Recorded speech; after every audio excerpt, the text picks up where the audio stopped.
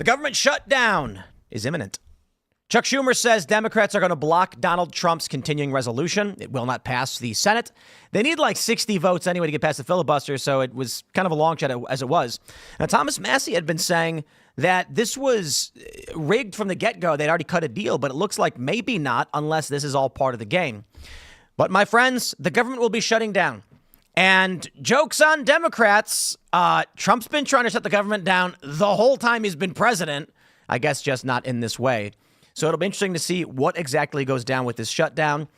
Trump's already fired a ton of people. So, Democrats are just doing the rest of everyone's paychecks in. We'll see what happens. We got a couple other stories. The big news coming out of West Virginia, of course, was that the state legislature has passed a ban on artificial food dyes. This is MAHA. Now, apparently, RFK Jr. is giving an ultimatum to all these big producers. They got to make this change and get this garbage out of the foods. Several other states are making this change as well. However, Big Soda is apparently lobbying West Virginia to prevent this from happening. So, ladies and gentlemen, this is a massive battle before us, which could change the course of history. We're going to change how we consume food in this country, so it's big news. We'll talk about that. Then we got, a reporter from InfoWars not only got murdered over the weekend, sad story, but following this, 2 swattings now. One of the reporters was forced to walk backwards out of his house. It looks like InfoWars, of course, is being targeted. And then there's a bunch of other stuff. Did you guys know that Disney canceled the red carpet for Snow White? It's bad. They released a new snippet from the film, and oh boy. Yeah, basically Snow White's character is like, the poor people need things. And the evil queen is like, they don't need luxuries. And I'm like, oh no, they're actually going to do it. They're going far left on this whole thing. This movie is going to bomb and they know it. So Disney has pulled the red carpet. That's crazy. We'll talk about all that and more. But before we do, my friends, we got a great sponsor. It's American Financing. Head over to americanfinancing.net/Tim. Look, I don't know your exact situation, everybody. But if you're like the thousands of homeowners American Financing talks to every month, you're struggling to keep up, barely making ends meet. Many of you may be drowning in high interest debt. And it's not your fault. Life got more expensive. Inflation hit hard. I think everybody remembers what happened over the past 4 years and why things got pretty bad. So now you're dealing with credit card balances of 20% plus interest rates while your mortgage is untouched. You're ignoring the one thing that could turn it all around, your home. This is where American Financing can help. Would you trade 10 minutes for a shot at saving an average of $800 every single month? Because that's exactly what homeowners are doing when they call American Financing. A simple no obligation call could change everything. They have a team of salary-based mortgage consultants, so there isn't any incentive to put you into a loan that doesn't make sense. And there are no upfront fees to find out how much you can save. So don't wait. Call American Financing today and start feeling that relief.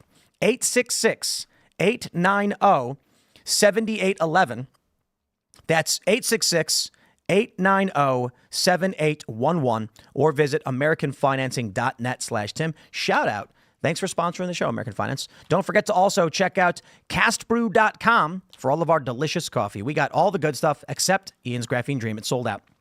Appalachian Nights is available, as is Rise with Roberto Jr. And don't forget, we got Misty Mountains and Focus with Mr. Bocus.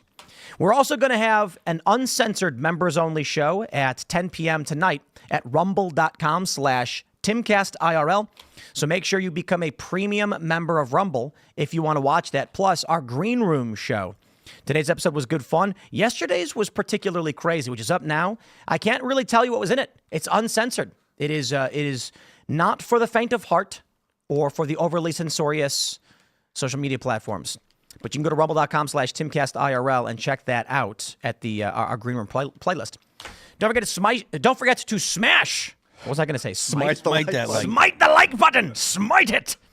And share the show with everyone you know. Joining us tonight to talk about this and so much more is the Native Patriot. Hey, I'm Maurice, the Native Patriot. First and foremost, I am a husband and father. Shout out to my wife, Lady Patriot. But I'm the co-creator of the Patriots Prayer Network, a volunteer group of podcasters around the country, just trying to spread the good word. All working 9-to-5 jobs, but decided to speak up. I'm an associate board member for NAGA, the Native Americans Guardians Association, and an ambassador for a new company or a new 501c3 just started up, Hetero Awesomeness Incorporated. Right on. And you're wearing a Make America Great Again headdress. Yes, yeah, I customized it myself, but it's part. I'm paying homage to my Native American history or my Native American ancestry, and also moving forward and showing that hey, Native American history is really cool, and Native American history is American history. Right on. Nice. Cool, man. Well, thanks for hanging out. Ian's here. Good to be here. Ian Crossland in the house, participant in the global spiritual revolution that's been happening since especially the internet video got invented and developed. So happy to be here. Let's push this thing forward. Hello, everybody. My name is Phil Labonte. I'm the lead singer of the heavy metal band All That Remains. I'm an anti-communist and a counter-revolutionary. Let's go. Here's the big news, ladies and gentlemen, from the New York Post. Government shutdown likely after Schumer says Senate Democrats will block the GOP funding bill. And I'm of two minds here. I like the idea of the government shutting down, but I also do understand that Donald Trump is trying to get this budget passed so he can start going after his agenda, which we want to see happen, which largely includes dismantling government. So it's like short-term gains versus long-term losses, right? Senate Minority Leader Chuck Schumer announced Wednesday that most Democrats in the upper chamber will not support a House Republican-passed bill to fund the federal government through the end of September, all but ensuring a partial shutdown beginning at 11:59 p.m. Friday. Quote, funding the government should be a bipartisan effort, but Republicans chose a partisan path, drafting their continuing resolution without any input from congressional Democrats based. Because of that, Republicans do not have the votes in the Senate to invoke cloture on the House CR. Our caucus is unified on a clean CR through April 11th that will keep the government open and give Congress time to negotiate bipartisan legislation that can pass.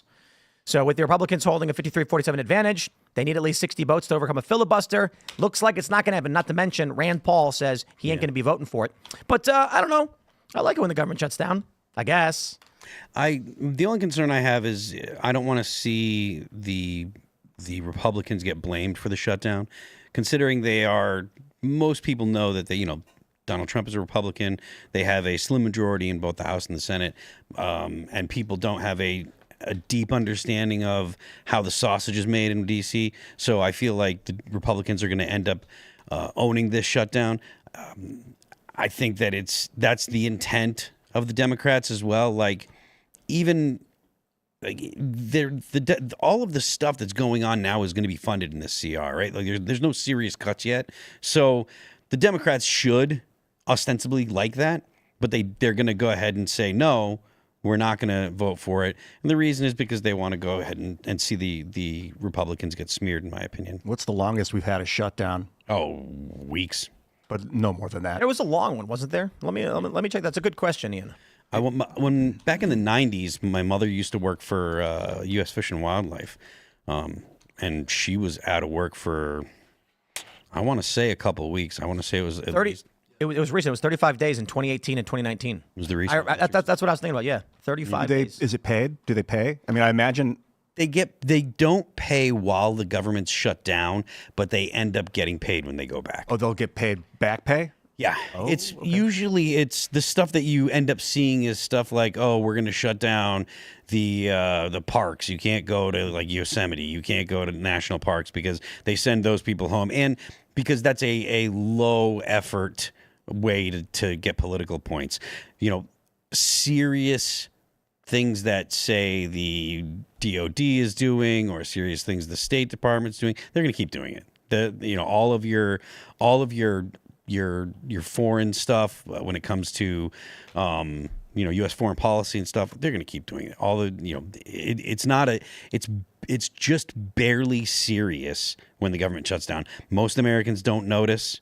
The people go ahead. This time, I think that the media is looking for a big win, or at least the Democrats are looking for a big win, because so much has been happening over this past month that has been in favor of Donald Trump and the Republicans in general, that this is finally their first big break where they can say, look at what Trump is doing. He's now shut down the government. Look at all these stories about all these park employees, being out of work, and they'll play on that to get as much as they can against Donald Trump right now, because obviously it sure seems like they've had a hard time showing that what he's doing is bad. And of course, we all know Orange Man bad. Yeah. I think you're totally right. I think that the effort by the left to see some kind of negative headline, any kind of negative news about Donald Trump or the Republicans is really, really important to Democrats right now, because they are in such disarray, and they have nothing that they can actually get behind. They don't have leadership. They're not sure what the party actually is anymore. And I've made this point a couple times on the show recently.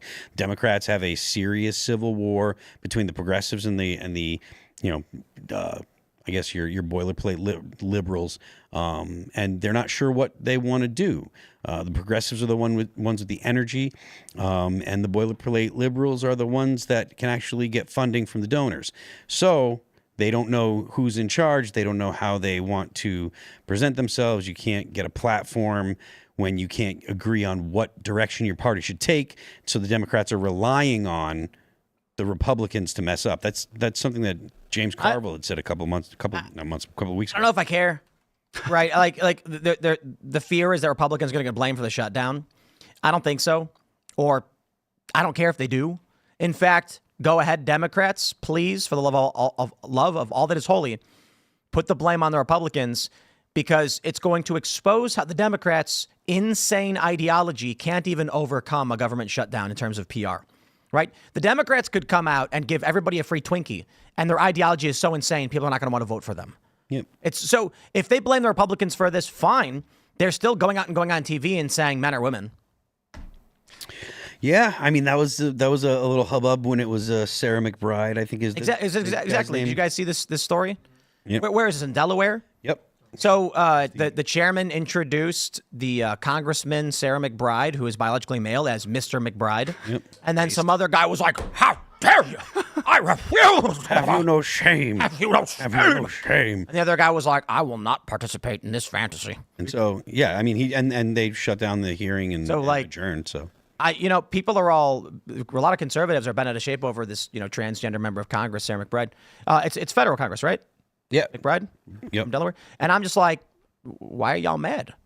We want the Democrats to stand on an 80-20 issue on the wrong side. Yeah. They're going to lose.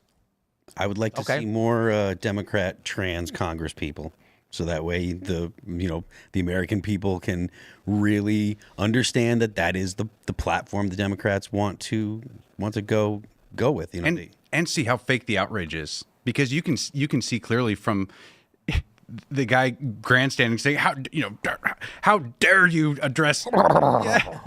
It's great to see, because a lot of people are kind of waking up and realizing, like, obviously it's a biological male. Obviously it is. But for some reason, we're still kind of playing this game as the adults, and they're supposed to be the representatives who represent their own constituents. But it suddenly has become all about them. And so they're furthering exposing themselves as to how selfish their party is. It's not about representing the other people. It is about, you have to address me in this certain way, even in our Congress. The rest of Congress should actually take a page out of McBride's own book, because the way that McBride handles this, McBride doesn't get upset, doesn't get worked up, doesn't make a stink, lets people say Mr. McBride and doesn't make a big deal about it. Just like, okay, I'm here to do a job for the people of Delaware. That's not blah, blah, blah. And so McBride allows other people to make a stink about it, which is exactly what happened. And that's the right course of action. If the Democrats really wanted to not have this be an issue, they could just say, all right, well, we're not going to make a stink about it. We'll let the Republicans look like the meanies because they're not using the preferred pronoun with this person. But they can't. I don't know if they can't, moderate themselves or whatever, but that would be the actual smart play. Well, I would think that their entire ideology has been built behind having that virtue signaling kind of support. That you have to constantly declare your loyalty to the narrative. And so I don't think that they can just turn that off, because in order to move up in their social circles, you have to declare constantly on how virtuous you are. I wonder, and one up each other.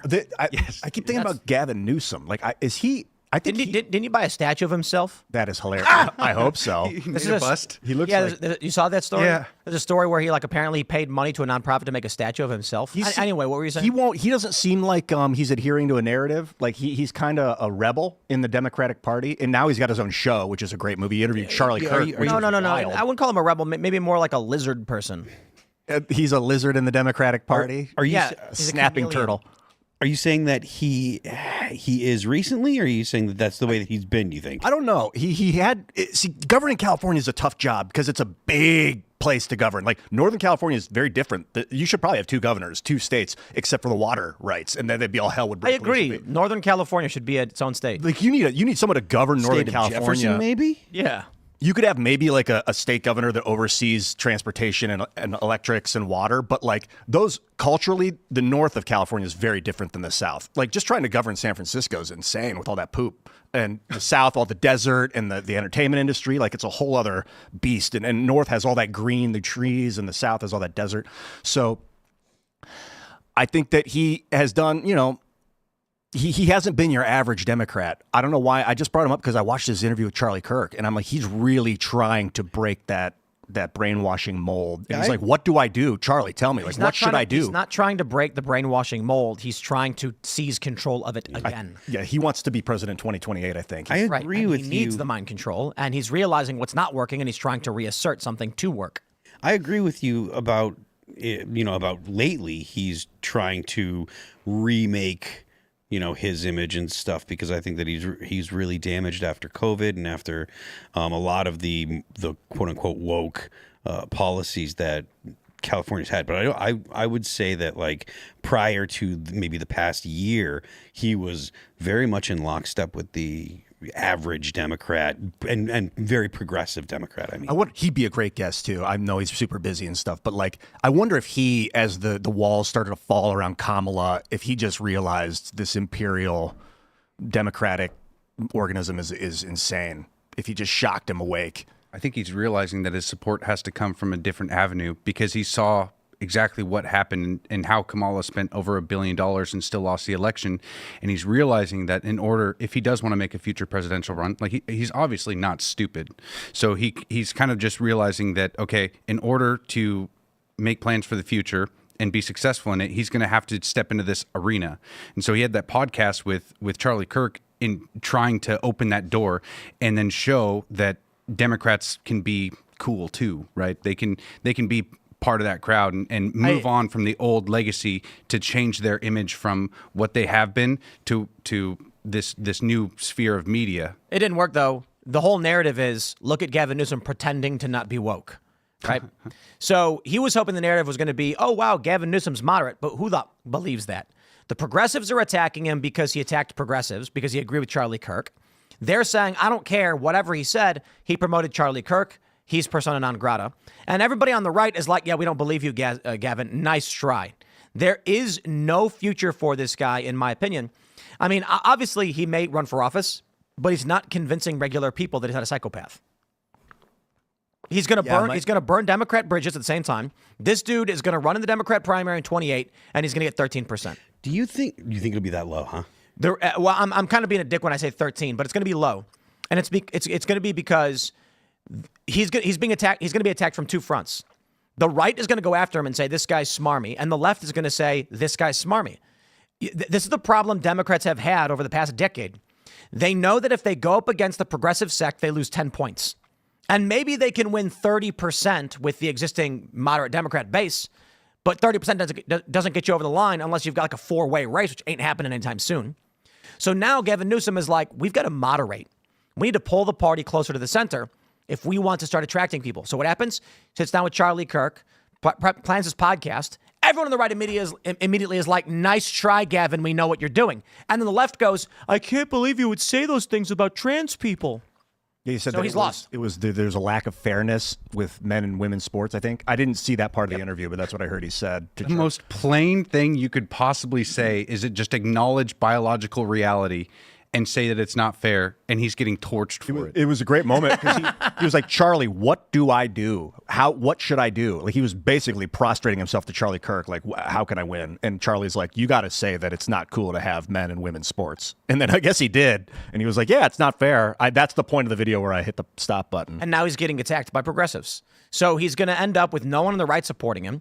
He's going to get very few moderate liberal types. Maybe he gets all of them. But again, 30%. It's an inevitable shattering of the Democratic Party unless the money tries to hold it together. That's good. Like if the funding just is like, listen, we're not going to let this thing break. We're just going to keep pumping it up like foie gras and just disgusting tube feed this thing. That's like a baby duck that you tube feed, by the way, to get its liver all fatty before you eat it. It's pretty gross. Well, not baby, regular duck. Regular duck? Yeah. Foie gras? Or goose. Or goose. Thank you. They got a big metal tube and they grab it by the throat and they jam it into its throat and they pump it full of corn and oil. So that's what the liberal economic order has been doing to the United States and Democratic Party for about 50 years. I agree with that. So maybe they'll keep trying that, but I think like culturally it's destined for a shattering and like a regrouping. So I think the money would go to people like Newsom. I think that Newsom is charismatic and has enough. And not that I in any way agree with his policies or anything, but I think that he's charismatic enough and good looking enough where the rank and file donor, the millionaires and billionaires that actually spend money on Democrat races, I think that they would give him the money. I don't think the money will go to the progressives because the progressives want things like, they want to tax billionaires out of existence and they will end up going after millionaires, and they don't like rich people at all. They think that every billionaire is a policy error and they want to expropriate property and they want to have price controls and they want to have all kinds of control over your private life and personal property and stuff.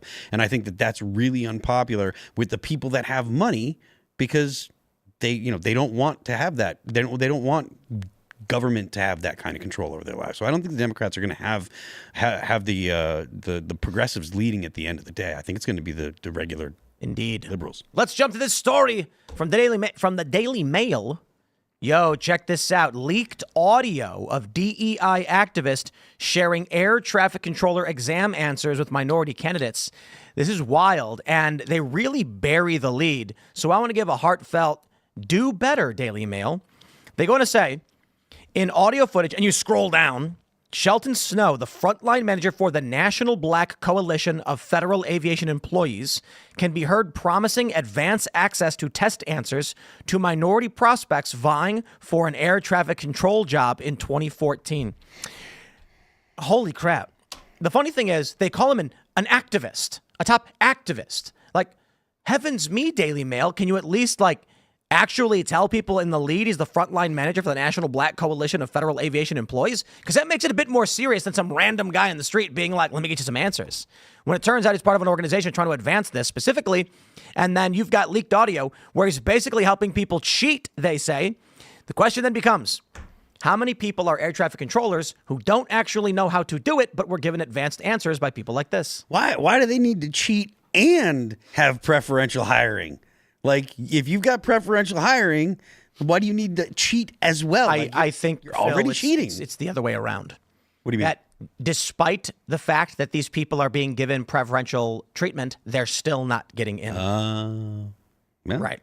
Well, that's part of the whole merit problem. When you're just seeking out colored people in order to fill these jobs, and you're not looking at merit, you're going to have to help them out in some way in order to get them there. You can't say that anymore. It's people of color. Oh, I know there's a distinction for some reason. I haven't figured out how or why. But I don't believe there's a distinction anymore. But it's okay because you're Native American, so you can't be racist. Yeah, see, you're a piece. There we go. I was thinking the Problem other night solved. about that. I was like, is my skin dark enough? And like all these people, like anyone going through this like color issue, like a woman of color, like, oh, it's just not colorful enough. I'm like, what is this grotesque mind racism virus? I mean, thing? It's so weird. I'm quite pasty myself, but you actually have a nice pink hue. Thanks, sir. That's probably blood flow from all the caffeine I've been drinking. Maybe.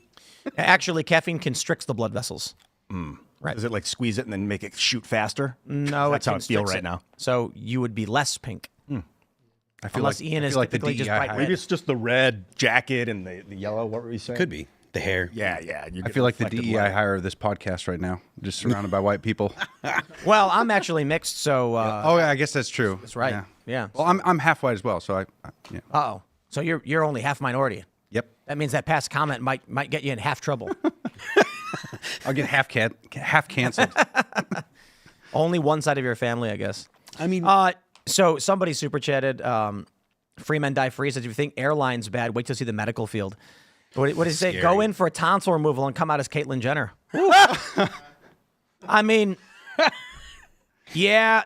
The reality is the ultra wealthy liberal types who push these things don't have these problems. So I always just tell people, look, just go to Loudoun County. I guarantee you Loudoun County ain't going to have this problem. So, for instance, a lot of people talk about, I'll keep it vague as I can to protect people's privacy, but how like the doctors are going to say your child needs to be prescribed this medicine. I say so or else. You go to Loudoun County and they're like, literally, we don't care. You'll get the best treatment by the best doctors and you pay for it. You go to some of the poorer areas and it's all heavy DEI stuff and forced medication stuff. You go to the rich areas, ain't nobody messing around. Because as much as wealthy white liberals push these ideas in DEI, they don't want it to affect them. So you go to Loudoun County, wealthiest county in the country, and what do you find? Everything is free market. Yeah. You can go to private practice. You can get prescribed medications. Yo, the funny thing is, without, again, getting too specific, Loudoun County is the place where you go to a doctor and say, I feel like I need this medication. And they'll say, sure, here's how much it costs to come and visit. And if it's not like they're going to give you any random drug. Don't get me wrong. I'm saying like, there was a period where a lot of people wanted to get prescribed certain medications and doctors were like, we won't prescribe this for you despite it potentially treating whatever you're feeling. No, Loudoun County is the place where you're like, heard on the internet, this thing treats this thing. They're like, here you go. Pay your bill and have a nice day. Yeah, they called my hometown Pharmaceutical Falls, but it wasn't because of the doctors. It was just because of all the high school kids there with the pharmacy. Yeah. I mean, you're rich, you get meritocracy. Although this is the thing about free market. I think it's it's not meritocracy, though. What's that? It's not meritocracy. Well, like if you can afford it, you just get the best. You get the free market. Yeah, you look for the best of the best, and that's who goes there because that's where the money is and the resources are. But free market works to a point. It's kind of like communism. Like real free market has never been tried because as soon as it can't work in mass. That's not true. It works in small scales, but as soon as it grows, you get monopolies, and then I agree that it works in small scales, but real free markets have existed. I don't know about that. They can function. I agree with you largely. Communism works with like 10 people, where it's like 10 people on a farm, and there's no real, like, you can leave whenever you want. No one can force you to eat gruel or whatever. So 10 people on a farm being like, hey, man, I grew a watermelon. Would you like to share it with me? Sure. I also did the dishes. Easy. Communism in a large sense is like, why aren't you growing watermelon? I don't want to. Bang. That's communism. Free markets can grow a little bit bigger until they start getting regulated and getting monopolistic. Mm-hmm. But real free markets have been tried and they do function. The only problem is you get like people selling heroin to kids and then libertarians clap for it. Idiots. Yeah. Well, I mean, you can see the free markets play out in places like Loudoun County where there's the actual good doctors who the rich people seek out are kind of all congregate, right? Right. Into one area. But it's not like Loudoun County, I wouldn't call anywhere in America a free market. So there's like there's more free market than others. My point was in Loudoun County, you can get what you got to get. The doctors are going to be there and they're going to say, if you can pay for it, it's fine. And no one's going to bother or interfere. You go to the poor areas and they're like, government mandates and government grants require us to do this. So do it or else. Mm-hmm. And I mean, it would be nice to see that kind of be everywhere in the U.S. But I do feel like the people that are, we keep picking on Loudoun County, but the people in Loudoun County, they're very quick to be like, well, it's okay for us, but the poor people, they can't make those kind of decisions for themselves because they're unsophisticated. They're, the reason they're poor is because they're unintelligent, they're bad people, et cetera, whatever. And I think that attitude is something that a lot of wealthy people have. How does that lead to DEI? I must be missing a gap in something. Like, so the rich people are like, we want the best for ourselves. I don't care what color you are. Come in. You're the best doctor. You're the one. Mm-hmm. But then they're like, but everyone else that can't afford you, we got to make sure that they have a black doctor or a It doesn't. No, it's everyone has to have the opportunity to be a doctor, regardless of color or background or identity or whatever. But the problem is, just because they need 50 doctors and they want to have an X amount that are, of a particular race, doesn't mean that there are enough qualified doctors of that race to fill the desired slots. So what ends up happening is that an official practice at companies that we have to quota certain races. Yep. Yes. That should be illegal, That's by the way. DEI, and it actually is is illegal. Okay, then it should be eradicated from business in the United States. It's not. Vote Donald Trump. Oh, wait, you did. Yeah, I did, but In the process of it right now. Right. It's That's currently what's happening. going on. But your confusion, I don't think it plays out exactly like that. I think it plays out more so that the liberals and the rich people who advocate for these policies advocate it for somewhere else. It's kind of like the way that they see the border. They should have an open border, but they don't want to see illegals in their backyard. They actually want to have them taken care of and say that they're able to vote for these policies, and they're so virtuous in that way. And that's kind of how DEI has worked throughout this entire country is that you can say that you support these policies because it's a good thing and you're helping the brown and black people. But in all reality, it's always away from the rich people. It's always kind of put into place in practice in poorer areas first. Does it help minorities when planes crash? I don't think it so. I helps think they're on anybody. those planes too. Yeah, I took a plane here and Yeah. Planes be crashing a lot, huh?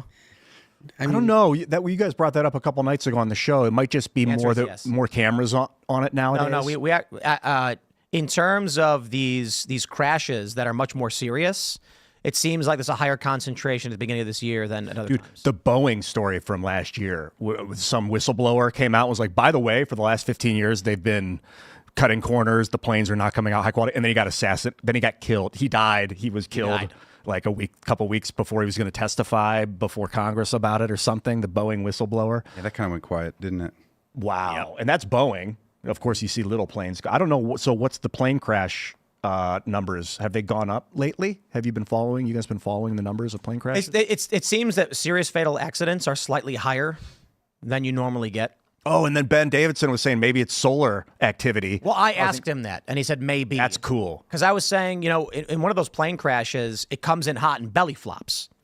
And the issue is, if there is any kind of anomalous activity in the magnetosphere or whatever, instruments, GPS, etc., could be off.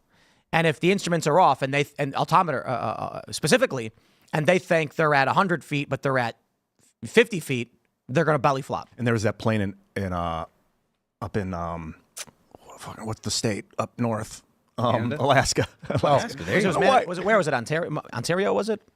I thought the it was plane crashed, or Nome, was Alaska, and it Oh, disappeared. no. Right. It right. disappeared, which is an interesting thing for being that close to the North Pole. The magnet, like maybe it went off. I don't know. I'm stretching here, and it's kind of off topic. No, it's in Nome, Alaska. It was cold, and the plane probably crashed. Just the sensors malfunctioned because of temperature.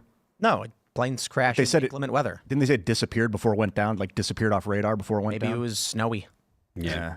Like sometimes it snows and planes get lost. Yeah, I mean, you know that like at like 36,000 feet, it's like frequently minus 30 or 40 outside of the plane. So they're You know what really is cold. funny is that like Amelia Earhart goes missing, and now there's all these movies and shows about how she was abducted by aliens. And it's like, bro, her plane crashed. Like, there's no mystery. Her plane crashed. And then they're like, but what if aliens? Like, why would you even? Why is it? Whatever, man. They're looking for new conspiracies because most of ours have come true. Well, this is an old one, but they're fun, I guess. Yeah. So I suppose that's why. The Bermuda Triangle was a cool one. People thought there was like, I don't know what, if aliens or people would disappear, like literally time travel and portal through wormholes and stuff. But it was just, I think it was just magnetic interference in that area of the world. I don't know why. Is it like deep there, maybe? Deep trench underwater there? I don't know exactly. Where in the Bermuda Triangle? Yeah. no, I don't think that has anything to do with the depth of the water there, because if a deep trench in the water were to actually have like an effect on planes flying over it, the planes would like plummet out of the sky over the Marianas Trench. Oh, do they? Well, no, they don't, but I'm saying they would. Let's jump to this next story. From the Daily Caller. Big Soda floods state capitol in unprecedented fashion to lobby against Maha. So RFK Jr. has apparently issued an ultimatum to these big food producers. We got this from the Vigilant Fox. And this is actually from a couple days ago. This is Robert Kennedy will meet with senior leaders of the processed foods industrial complex to discuss potential topics ranging from banning seed oils and certain food additives to nutrition labels as the Maha Revolution begins. So as most of you know, I've been harping on this one for quite a bit because this may be one of the biggest stories in the country right now. West Virginia banned artificial food dyes in food, in schools, and just in general. The legislature passed this. It's supposed to go into effect in 2028. The Senate extended it by a year, giving them 3 years to figure this out. These big soda companies are now going to the government and trying to get the governor to veto this or to stall it. Daily Caller says, lobbyists from the American Beverage Association descended on West Virginia State Capitol building on Tuesday in an attempt to thwart a bill that would ban synthetic food dyes. And these are largely made from petroleum, by the way. National lobbyists who rarely, if ever, show up in Charleston came out in full force to oppose HB 2345, which would ban the in-state sale of any food products containing red 3, red 40, yellow 5, 6, blue, and blue 1 and 2, as well as green 3. Newly minted Health and Human Service Secretary Robert F. Kennedy Jr. has lambasted the synthetic dyes and touted studies which show the dyes are linked to negative neurobehavior outcomes in children. I'll tell you this. I got a question for everybody. Why is it that when I look at the ingredients on my food item, instead of putting cochineal mite residue, they write red 40? Oh, God. Imagine if they wrote cochineal mite residue, parentheses, insect paste, and bracket, and parentheses. A lot of people would be like, I ain't eating that. And this is what they do with cricket as well. What's the word for cricket? There's another word. What is it? Do you remember what it is? Millet? No, it's not millet. No. Not millet. Yeah, they have a word for cricket so they can not put cricket on the food label. Oh, yeah. I'll look it up. Let me, Yeah. Chat's probably already got it. It is called, where is that? Acheta protein, ACHETA. Acheta. Acheta, that's Really? Yeah. That's a new word? I guess these are the tricks they use to make you eat the bugs. What if I told you guys that red dyes, I don't know which one, are made with cochineal mites? You ever see this one? gross. We did talk about this on the show before, but let's get it.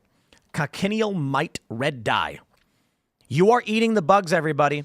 I'm gonna tell you again. You all said I wouldn't eat the bugs. You're eating the bugs. Let's see. They got little pictures of this little guy. Look at that little disgusting thing. Where are they at? Where are the pictures of this stupid thing? The truth about red food dye made from bugs. Ew. Feed it to your kids. How come nobody wants to show the picture of that little bug? Oh, look at this. Whole cochineal insects from Botanical Colors. Oh, they're out of stock. Whoa. Wait. Jeez. What? Wait, where's the picture of the little bug? Is that? Oh man, that's the insect paste you guys are eating? Yuck. Harvard Museum of Science. There you go. Look at these little guys. Yeah, eat the bugs. There it is. You guys want to eat that? Whoa. Apparently they have like an aluminum compound in their bodies, which is bright red. And so they breed them, mash them up, and then you eat them. So that's the dye. So my point is this. Yellow 5. Imagine if it said tartrazine, parentheses, coal tar. Yeah, that was the first one that was the big in the, maybe late 90s or early 2000s, Yellow 5. They were like, it shrinks your testicles. That was the big. Oh, yeah, because wasn't it in Mountain Dew? Yeah. And they're like, if you eat Mountain Dew and Butterfinger at the same time, it lowers your sperm count. Man, I ate a lot of that. Same time. In 6th and That was 7th grade. what every teenage boy told every You other get teenage frozen boy. Snickers and go golf and drink Mountain Dew and eat frozen Snickers. Those were the days of zits, and I didn't know why I would have zits. This is big news, though, my friends. I don't know if you like eating the bugs, but check this out. At least a dozen U.S. states rush to ban common food dyes, citing health risks. I love this. It's great. Yes, it is. And so West Virginia needs lobbying right now. This means we need RFK Jr. and his cohorts and other big look, there's a big opportunity here. You want to get rich? Open up a food processing factory, plant, whatever, that doesn't use these artificial dyes, and you will own the market in a few years. These mass producers are fighting this. So if we can get big companies to tell the governor that they're going to commit to producing food in the state to adhere to the new ban on artificial dyes and say, screw the big producers, you are not only going to see these investors are going to make mad bank, because it's basically right now zero. The amount of food production in the state without artificial garbage in it is like close to zero. Everything's got some garbage in it. I'm sure there's stuff like tortillas, which don't have dyes in them. It's just cornmeal and water or flour and water. There's a big opportunity in replacing most of the food people eat. Sports drinks. That's what I'm thinking about Gatorade. Why even color the Gatorade? You don't need to. All the Gatorades could be white, just clear. And with a yellow label or a red label or a blue label, depending on the flavor. And you don't need the poison in it. Right. And so there's a lot of athletes. There's a lot of money to be made right now. The other big thing that I'm really excited for is the food tourism. Because we talked about this before the show. You've got Kentucky, Ohio, Pennsylvania, Maryland, and Virginia, all surrounding West Virginia. And I guarantee you, anybody who's within like 15 or 20 minutes of the border is going to be like, you want to go to the grocery store? Sure, but let's go to West Virginia because we know literally all the food is clean. Now imagine if they ban glyphosate residue, which they should. Yeah, that's a big one. That's a challenge too because of the way. Who was on here last week talking about it? Robert, sitting here on the Culture War last week. Malone. Glyphosate. He's like the most interesting. You ever see that commercial of the most interesting man in the world? That's Robert Malone, by the way. It looks like that guy. So for those who don't know, glyphosate is I believe it's a pesticide, but it's used as a desiccant. Herbicide, fungicide, pesticide, kills it all. Plants, fungus. And so here's what they do.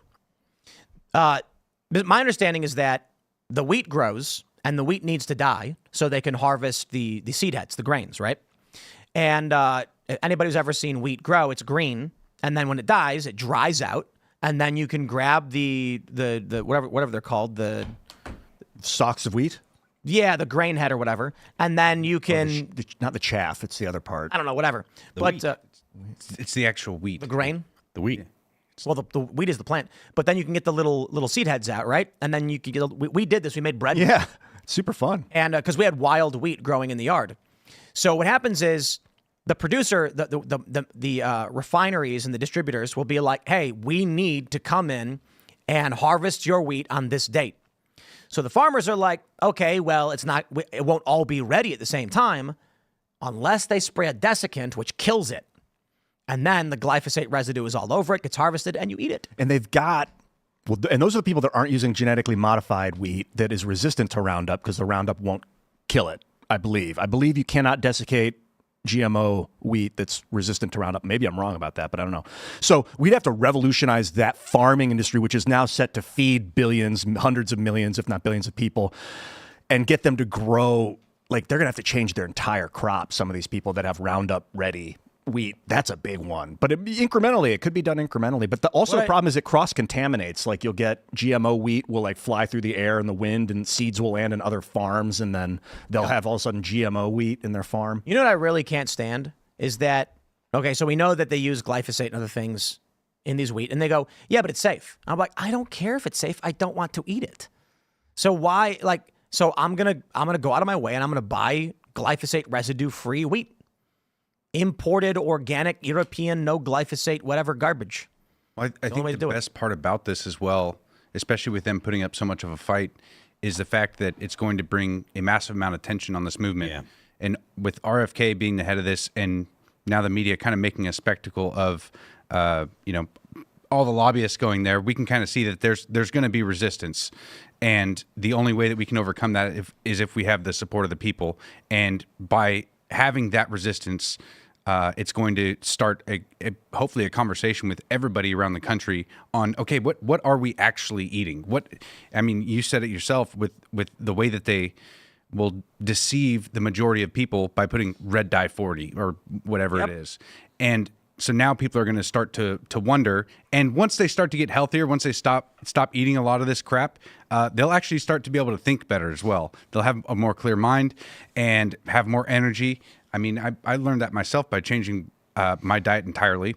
But once this national conversation really starts to happen and we focus a lot more on what we're ingesting in our body each and every day, I think the support is going to come for it. It's kind of the same exact way Trump got into office, is the fact that we're able to now direct away from the distractions or whatever they have on the media and look into, what kind of media are we consuming? And eventually it's going to be what kind of food are we consuming? And hopefully it starts a nationwide movement to actually become healthy again. The MAHA movement is going to help this country with, I don't even know what the outcome's going to be of it, but hopefully it's a really good thing. You ever see the videos of like a drain being unclogged? Do you ever watch videos of that? Like in the very beginning, all this guck just starts oozing out. That's like the phase we're in right now of cleaning the guts of the American health system, and it's just like miraculous to watch. There is a particularly good video where it's a dam is like the dam's drainage or whatever is blocked, and then no, I think it's actually the dam has never had the pressure released. Oh. So it's a big concrete dam, and they like open the valve, and then like sludge starts slowly pouring out. Then you see like a massive wave of mud before water just goes boom and shoots out of it full speed through the air. So how do we lobby? We're kind of lobbying now because you got what West Virginia politicians are watching or listening, or people all around the world. So well, here's the thing. It passed with, I think, like 90 out of like 100 reps. It was like 90 something out of 34 senators. It was 31 senators. So even if the governor were to veto this, it's happening. How's that work? If the governor were to veto, what would... It goes back, typically how it works, a veto, it goes back and then you need a larger majority to approve it. But because the large majorities have already, they got a veto-proof majority apparently. We'll see though, but it doesn't need to happen like that. We just, got to make sure the governor knows. And the governor is a big MAGA guy. He's a big Trump guy, Morrissey. So I think as long as he's made aware that people really care about this nationally, then he's going to do it. What people need to understand though, it ain't so simple. When you're dealing with this, it's like on the surface. I'll tell you how the liberals would handle this. They'd be like, why don't ban it? Like, why not ban it? It's crazy. Only evil people wouldn't ban it. In the real world, you have the adults who are like, we want to ban it. We want to get it out of our food. Where will the food come from once we shift off this entire infrastructure of food production? We need X amount of tons per food per day, which generates X amount of dollars or Y amount of dollars. And if we turn this off now and we lose a massive portion, are we going to have the food? Because I hate to break it to everybody, most of the cheap, massive food production all has this garbage in it. Yeah, I know. Can you pay 40% more for bags of food? This is just a question for you listening. Can you afford 40% cost increase on your bag of chips? I think it's easy, man. Oil. Local. So if you don't want Fruity Pebbles, if there was, what is that, Post? I don't know. If they're like, no, we want our garbage petroleum chemicals in our food, then all you need is some local West Virginia company to be like, we're going to make, a fruity rocks, and they're not going to have any colors on them. And it's going to be a fruity tasting cereal with no fake petrochemical dyes. They'll make it here, and they're going to instantly be a multi-million-dollar company. It could be that humans, there's a type of human that looks past what they see, and they'll consume something regardless of what it looks like if it's good for them. And then there's everybody else that is blinded by what they see. And we may just be diverging as a human species into the discerning ones that can like sense out the healthy stuff and will be like, I'm not eating the crap. And then everyone else that just gets dumber and dumber and becomes a subservient class. I don't know if it will necessarily evolve away and become separate species, but it's a very different type of person that overrides their senses. Kind of describing like NPCs right now, and the issue that we've been having culturally for years, because there's so many people that will just go out and repeat the rhetoric of what they'll become a parrot for the TV and then be willing to get in groups and do violent things. I mean, like what we see with the Teslas right now. Yeah. Tesla's companies are being attacked, and it's not like the Teslas are directly tied to Elon. He's literally he owns Tesla, but these local companies that are getting all of their inventory burned down, and then, or if you're just an everyday American driving a Tesla because a couple of years ago you wanted to save the environment, but now they'll damage your car and spray paint a swastika on the side. Yeah. And there's a big difference, and this is why I think Trump won in general, was because people are tired of that particular way to consume information, and they're breaking away from the NPC mindset and actually being open and tolerant, and not just preaching it because that's what they heard on the TV. They're embodying these values. So I feel like what you're describing is like an enlightenment versus continuing to be a drone. You said they spray painted a swastika on a Tesla? Did that happen? Oh yeah. Let me people show you that would- this. Serious? The people that would put symbols on other people's property were the Nazis. They would put the Star of David on the Jews' front door so they could. This is crazy that someone would be like, think this other person's a Nazi so much that they're going to put the Nazi symbol out there. They're firebombing Tesla dealerships in Portland. I've only heard a little bit about and it. you know who did it because they put a swastika on the side of the Teslas that they didn't burn. Yeah. But it I must have think the been the Babylon Nazis Bee that put did out a good article today on it. And is that what you're pulling up there, Tim? I've got an excellent article. I saw this from the Babylon Bee. Yeah. Yeah, so we actually are going to be using a story from the Babylon Bee. We're going to start the segment off with what is supposed to be satire. Wow. But is literally just true and correct. So I would like to just say to all of our friends at the Babylon Bee, guys, this is a Not the Bee article, not a Babylon Bee article. It's titled, Liberals Defeat Nazis by Painting Swastikas Everywhere and Torching Immigrant Businesses.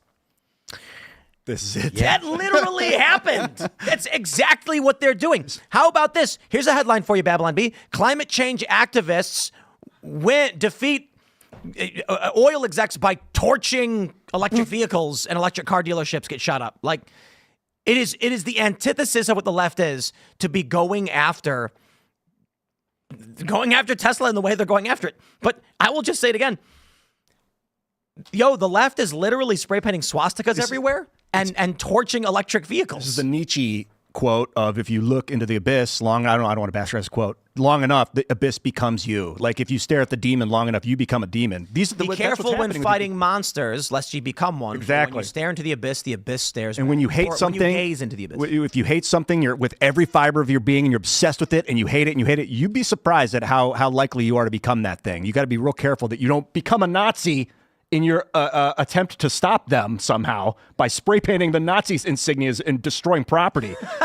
Well, this also kind of shows exactly how it doesn't matter who you are. Eventually, you'll become a victim of this this Marxist mentality, because you could be a complete liberal living in Seattle who owns an electric vehicle, and you've supported them the entire time, and now you have a sticker on your car that says, I bought this before Elon went crazy, but believe it or not, fealty won't save you.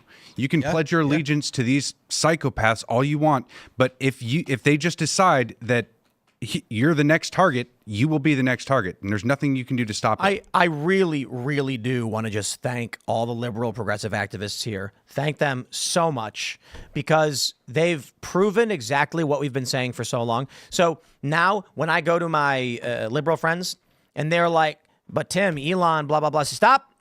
Okay, I've been telling you the whole time that the left has no ethos. They have no ideology. An example is liberal left progressives painting swastikas on everything and torching electric cars.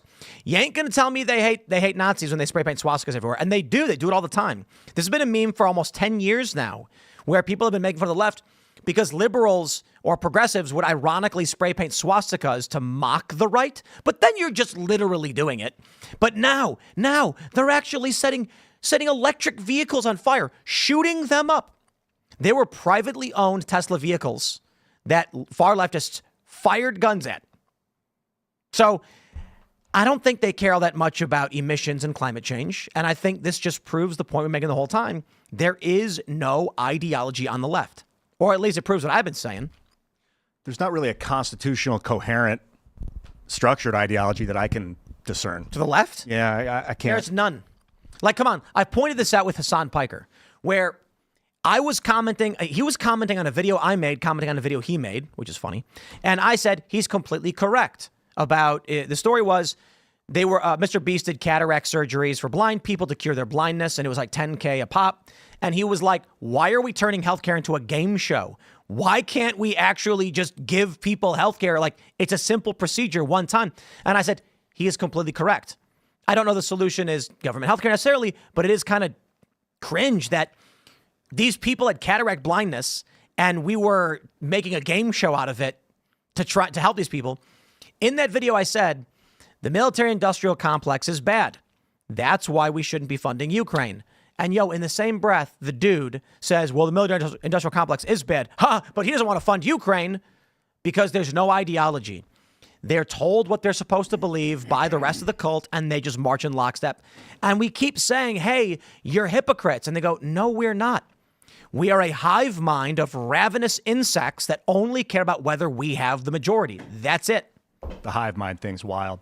In Facebook, I had a lot of friends from Los Angeles in the acting industry, and man, when they started posting, Hive, what should I do about thing I feel? Okay, I gotta go to the Hive on this one, and they'd use that like they were like proud of the hive mind. It was very disturbing because if you tried to eviscerate from that in any way, they would ostracize you. Eviscerate from eviscerate. If you tried to like just slice pieces away off of coming from a tangent, try and describe something differently, they did not like that.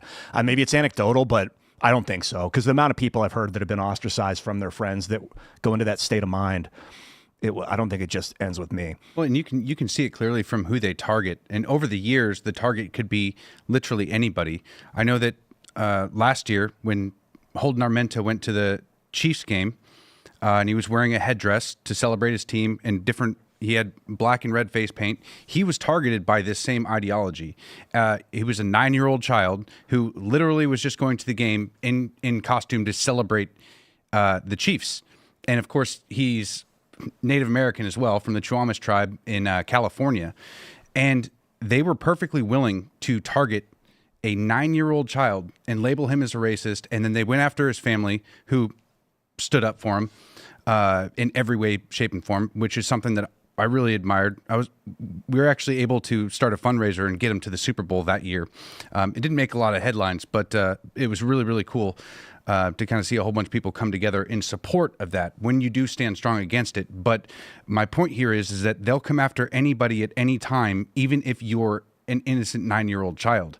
And now you're seeing that they've turned on electric cars, or at least Elon and his electric cars, because it's the next target that they can all get behind, and it's more about destroying than it ever has been about creating. Yeah, I mean, this is something that's been kind of ubiquitous with the left for the better part of, at least 10 years, probably more. But the idea that they want to use, they enforce their ideology or their preferences, whatever you want to call it, and they use fear to keep people in line, because that's all cancel culture and stuff is. It's all a method of control. It's a way to keep people from saying things they don't like, having opinions or sharing opinions that they find offensive, and those opinions can progress and change very quickly. One day it's okay to say one thing, and then a week later you say the same thing, and someone's giving you a rash of crap about it because the what's politically correct has moved on without you. Do you think that's why they always have to constantly virtue signal, like what we talked about in the beginning of the show with how he was, how dare you address him as or her as him as her? I don't know, but They almost have to constantly do that to keep updating everybody around them what the current narrative is. So it's constantly changing and moving forward, and the only way to keep up is to constantly virtue signal. Super exhausting. I think that's why I'm into the Constitution, because it's a constant. I don't have to worry about is free speech okay yesterday or tomorrow? I don't have to dance around hoping I'm doing the right thing, because I know what the right thing is. It's to follow the law of the land to an extent. You follow the Constitution, which allows you to change it if you need to. And I don't know. I mean, free speech. You uphold the speech of your enemy, of those you oppose. You give them an opportunity to speak their mind. That's the whole ethos of how you even have the opportunity. Except leftists. Yeah, and that's what you should realize if you find yourself identifying with the cult mentality is you need resistance. You need to hear ideas you don't agree with. You need to be offended so that you can grow. I largely agree with Carl Benjamin on a lot of these things. We were all very naive to play this game of, I don't agree with what you say, but I'll defend to the death your right to say it. Because these are people who are exploiting any and every weakness to try and bring about Marxist communist BS. So my attitude now is, if you believe in free speech, then I'll defend your free speech. If you don't believe in it, then I don't care if you get banned or censored or shut down. Liberalism is a closed system.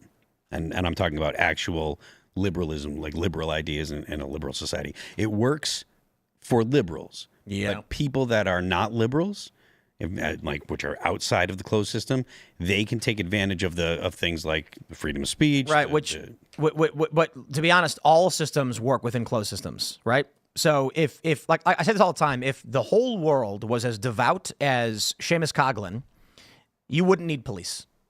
You would, I mean, arguments may arise which would result in the need for courts, but you wouldn't need cops No, not because or armies. No, not everything works that way because if you're an authoritarian, you use violence, you use force. So it's force that keeps people in line. What I'm saying about liberalism is everyone that's a liberal accepts the fact that this is the way our society works. Right. What I'm saying is, it's if vulnerable to people from in a system of fascism where everybody is a fascist, there's no fighting. They all agree with each other and they like what is happening. There could be coups and backstabbing, but that applies to literally any other closed system as well. A classically liberal system where everybody agrees on all the rules and gets along could still have backstabbing and infighting.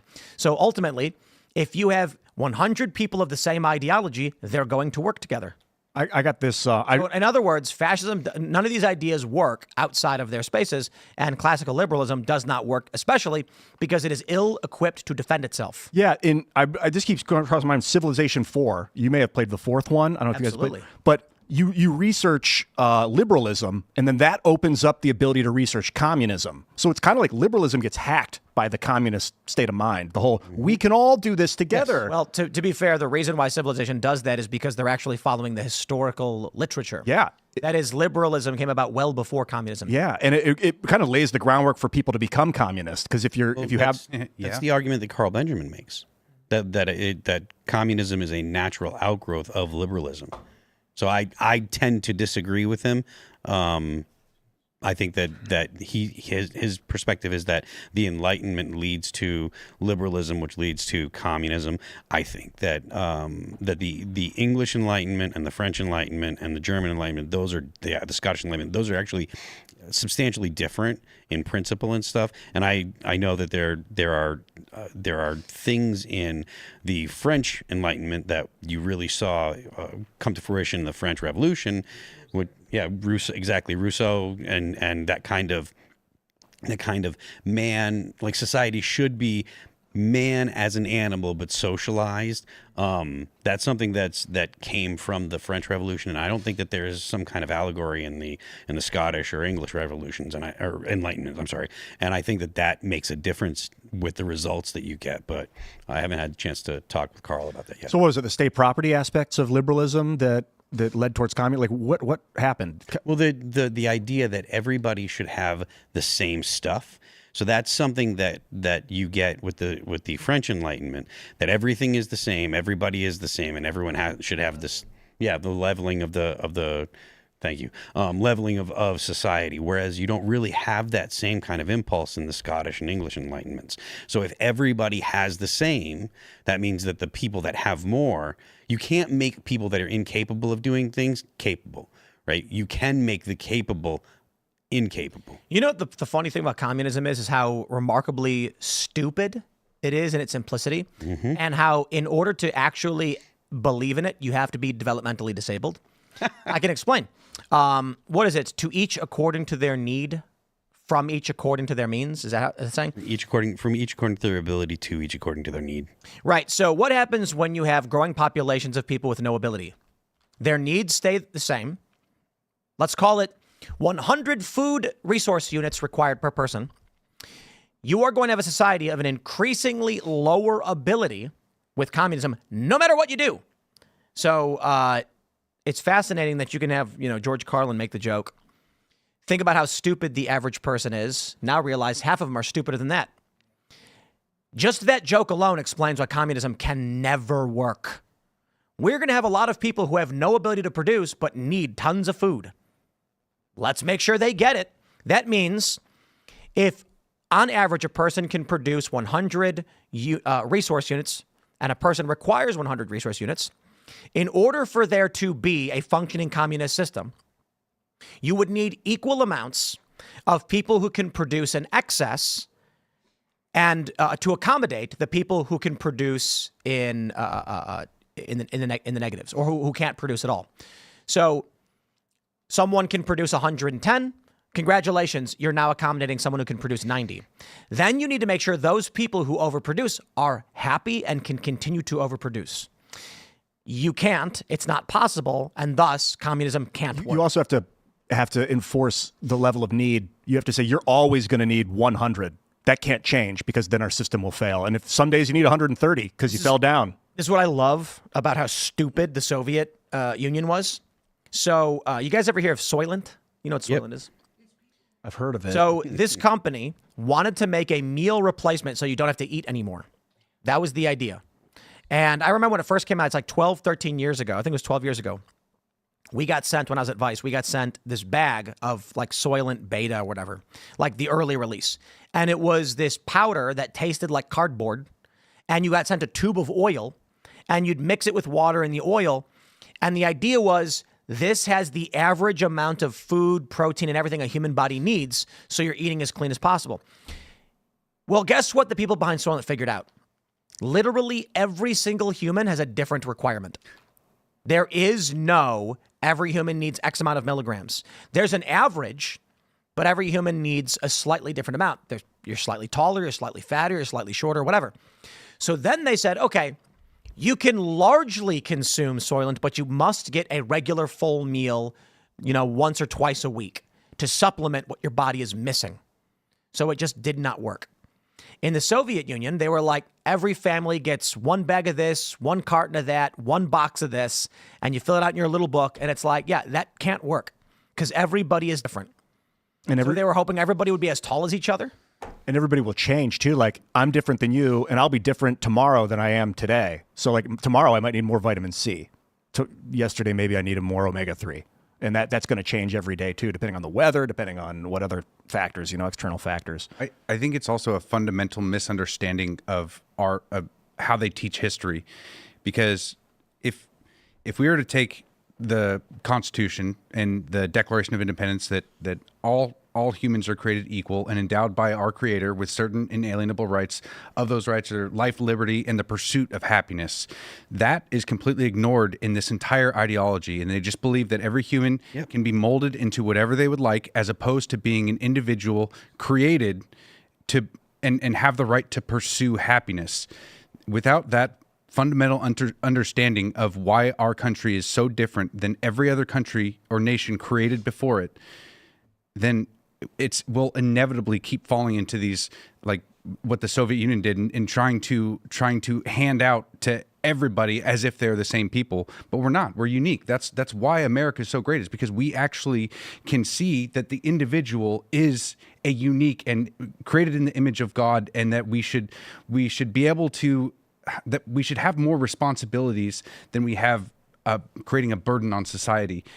Has there ever been a liberal republic, like a democratic republic, that's converted to a communist state? Because I can't think of a democratic republic that's become a communist state. I think of monarchies that have, like Russia got rid of their king, they became communist. Usually it's a revolution that would lead to it, of course. But I can't think of like a democrat, because the democratic republic, at least the United States is so unique. It's just like resilient against it because you're allowed to speak out against it. I mean, kind of. We're 250. We're not very old as a country, we're not. and we're like, $36.5 trillion in debt, on the brink of collapse in several ways.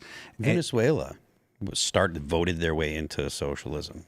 They voted their way right into it, and now, they're stuck. Yeah, and first it was Chavez, and then Maduro. Maduro's been expropriating property, taking people's businesses, taking homes, taking farms, and they're having the economic results that go along with it. And that's just off the top of my head. I'm sure there's multiple other ones, because the idea of communism or the idea of socialism sounds good if you only have a surface level understanding. It's like, oh, everybody gets what they need. Nobody goes without. Everybody gets what they need. And that's what people hear, and they're like, government should be able to do that, but government can't do that. It feels so good to say it too. I don't know if you've ever inadvertently been a communist. I have. In 2006, 2007, when I was on internet videos, I'm like, we can all do this. This is all of us in this together. But I kept this whole all-encompassing, we all are the same. We are all. And it just was so empowering as a leader to speak like that and to think just without really thinking about it, to act and talk like that. And it's just here's a fun viral meme. One user posts, "What are y'all going to do once communism is achieved?" The next person says, "Building gardens, teaching classes on my farm, creating organizing spaces, and cultivating resources for my community. So basically what I'm planning to do anyway, but without fighting capitalism." To which the response is, "Your farm?" That's right. Well, that's perfect. Yeah, you're not going to have a farm. they will expropriate it. You're better off building a biodome that you own and then living inside the biodome. Well, the funny thing to me is that, as Ron Paul pointed out somewhat 20 years ago or longer, socialism is allowed in the United States. There is nothing stopping any one of these people from going and setting up a socialist little commune. In fact, there are some communes that exist. There's one famous commune in the United States. They have a cap at like 100 members. And in order to join, there's a wait list. Some people will leave and move out, and then people can move in. Has anyone ever been killed? No. Okay. No, I was just like, what if there was like someone wanted to get in and there was like the wait list is just, when is this wait list going to This is the thing about a commune existing within a capitalist system. You've got the protections of the government, police, fire, and military, so you're not going to get attacked. You can choose to leave whenever you want and go do anything else, and that's why it works. Small scale. Large scale doesn't work. Well, it's voluntary, right? Right. They're building something that they believe in, which is not what communism would boil down to. Communism is forcing everybody to do what you want to do, as opposed to them volunteering and doing it themselves. The reason the communists tend to kill so many people is that they're hoping to kill anyone who disagrees with communism. Their idea is if everyone just agreed this is the way it should be, we'd be totally fine and the system would work. Which one is worse, right? A totalitarian system or an authoritarian system? Probably totalitarian. Yeah, because totalitarian doesn't allow you to think anything different. Like, they need to control your mind. That's why the communists put people away in re-education camps, right? The authoritarians, like, maybe they'll just take your stuff, or maybe they'll beat the crap out of you just because they feel like it or whatever. But if you keep your mouth shut and your head down, you might be able to fly under the radar and kind of just go about your day, right? With a totalitarian system, like, they're interested in you being a true believer. So that's why you get sent to re-education camps. You get sent to a place to relearn how to think. And the crazy thing is, there are people that are on Twitch today that say, yeah, we should send people to re-education camps. Hassan Piker. And he said that? Didn't Hillary Clinton say that not that long ago? He said they would need to be, yeah, absolutely. But he said, that you would need to send people to be re-educated. You need to teach them. They need to be re-educated. And I think he said it in context when he was talking to Ethan Klein. I'm concerned. I don't think that guy could run a mile. Who? Hassan Piker. He was just on Theo Vaughn's show. Yeah, Theo had him on last week. That was nice. I watched 10 minutes of it. It was pretty cool. Dude, I think he was stoned. It was pretty funny. Or he was really tired. It was early morning. I don't know. Really, but he was like talking like this. I don't know. I appreciate what Hassan does. He's super like surface level. You appreciate what he does? What, advocate for murdering people? No. Yeah. Sit around 8 hours a day and talk on the internet. That I appreciate. Sit around 8 hours a day and advocate for murder. Yeah, that's pretty horrible. And I would, if he did, all the time. If he did that, I would debate him. He does it. He does it all the time. And he thinks the funny thing is, there's no serious law enforcement in this country. Yeah. Because if there were the case, when Hassan was like, you got to go do X in a video game, there'd be a knock on his door. It's not going to happen. Sam Hyde, after his boxing match, Hassan, I'm gonna. And then he's like, well, that. Hassan recently said that someone should go and murder a sitting U.S. Well, he said if you actually cared about X, then you would go do Y. Wow. Yeah. Which is, won't someone rid me of this? The argument is some people will bottle it up and then they'll go do it. And they won't speak about it. And you'll never know who they were. You didn't see it coming. Hassan at least is vocal about these. But then the other side is maybe he's inspiring people to act like that. Hassan does what literally all these other people are doing right now, but he has a big following. There are tons of people all across social media advocating for harm and death against Trump and Elon and others. Dude, like the current stuff with my camera's all off, but the current stuff going on with Hassan and the whole Twitch groups that are attacking Hassan's kids and like sending CPS to his house and stuff like that. I don't think that guy's. Let me pull this one up right here. This is a tweet that's going around. It's from Maggie Moda. Viral tweets are now referring to plans to assassinate Elon Musk in coded language. And someone said the person who does it is going to be mentioned in so many rap songs. Someone says, does what? And the response is 4 asterisks it's 4 asterisks 3 times. Because we know, everybody knows exactly what they're saying. Here's the thing. So do judges. Like, these people are so stupid. They think the judge is going to be like, well, after seeing that message and taking an action and committing a crime, we can't prove any link to it because he used asterisks. Yeah. It's like, judges won't do that. They're going to be like, we knew what you were intending to do. Easily taken apart by anybody with common sense would actually be able to look at that and know what they're advocating for. And I mean, these people believe that there's no truth but power, and so they apply that to everybody and everything, and that is it shows in their tactics and the way that they have been.